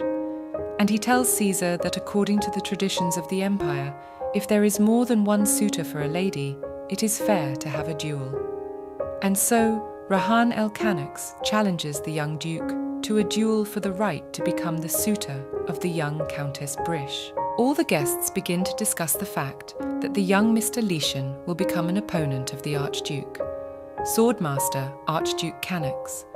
Moreover, the Archduke is not only a brutal killer, but also an invincible warlord and 3 years younger. After a little thought, Archduke Canux tells the young Lord Caesar that he made a mistake under the influence of jealousy and did not even think about the difference in level between him and the young Duke. Archduke Canux's talent was that he was able to infuriate his interlocutor with just a few words. He is a master of pissing people off. Rahan el-Khanox apologizes to Mr. Lesion for having to cancel the duel. Caesar, furious and clutching his napkin in his hand, agrees to the duel. Then Caesar Lesion is caught in a trap. Everyone began to discuss the fact that Duke Lesion agreed to accept a duel from Archduke Khanox, and of course in secular society broke a huge scandal. Rahan and Izel head home in a carriage after the formal dinner. Erzgerog asks the young lady if something is bothering her. Idel apologizes to him for still thinking he will duel Caesar Lesion and asks if it is true. Rahan laughingly asks Izel if she is worried about him. Izel looks down and says that she knows that Rahan is an expert swordsman, but she knows that he will not be defeated and fears that the Archduke will get hurt because Caesar is a very cruel and cunning man who is not selective in his abilities. Rahan el-Khanox mentally brags to Seratherion about how worried Izel is about him, and imagines that if Ceres had heard that, he would have told Izel that she should not worry about that crazy demon in the flesh, but about Caesar Lesion's life, and specifies that of course she should not feel sorry for Caesar, but that she should not waste her nerves worrying about dueling trash and demon. When Izel worries about Rahan, he feels very warm. The Archduke asks Izel not to worry about it, as he can handle tens of thousands of people. At that moment, the coachman announces that they have arrived and can leave. Rahan tells Izel that with her support, he will be invincible. When they get out of the carriage, they stand opposite each other and look at each other with loving eyes. At that moment, Sir Leo Brish and his knights run up to them. This made Rahan angry, as Leo spoiled the whole atmosphere. The brother asks his sister why she is so red and if she has a cold. Watching Leo's overprotective attitude towards Izel, Rahan thinks that he doesn't seem to realize that he has ruined the whole atmosphere. Leo takes off his jacket and says that lately the mornings and evenings have been very chilly at first, so it's easy to catch a cold, and puts it on his sister and asks her what she will do if she gets a fever. Izel replies to her brother that she is fine. Rahan el-Khanox lowers his head and admits that it was his mistake and that he should have taken into account that the temperature drops in the evening. Angry Leo replies to Rahan that if he knows this now, he should not go out with Izel anymore. Rahan advises the young mistress of Britch tomorrow morning to prevent drinking tea with acacia honey, which he will send tomorrow. Izel asks the Pahan el-Khanox if he is coming tomorrow. Bowing, the Archduke explains that tomorrow there will be a drill of a special order of knights, so he will not be able to come. Sir Leo knows that the drill will take place not only tomorrow, but every day, and the captain will be absent. Rahan kisses the hand of the young Mrs. Brish, saying that they had a good time today. Sir Leo is very angry that Archduke Khanox keeps kissing his sister's hand in front of him, and promises himself that he will kill him one day. Rahan el-Khanox thanks Sir Leo for filling in for him and always doing a sterling job. Leo can't understand what is wrong with Rahan's behaviour and that he is definitely the Archduke he knows. Rahan asks young Mr. Brish to inform him immediately if he has a hard time among his subordinates. Leo replies to Rahan that he will definitely contact him and thanks His Excellency for his concern. This night, representatives of the temple of the goddess Enix arrive at the imperial palace. They are met by the butler and escorted to the drawing room where the Emperor Turban himself is waiting for them. The butler informs the Emperor that Her Holiness the Roman Papess has arrived.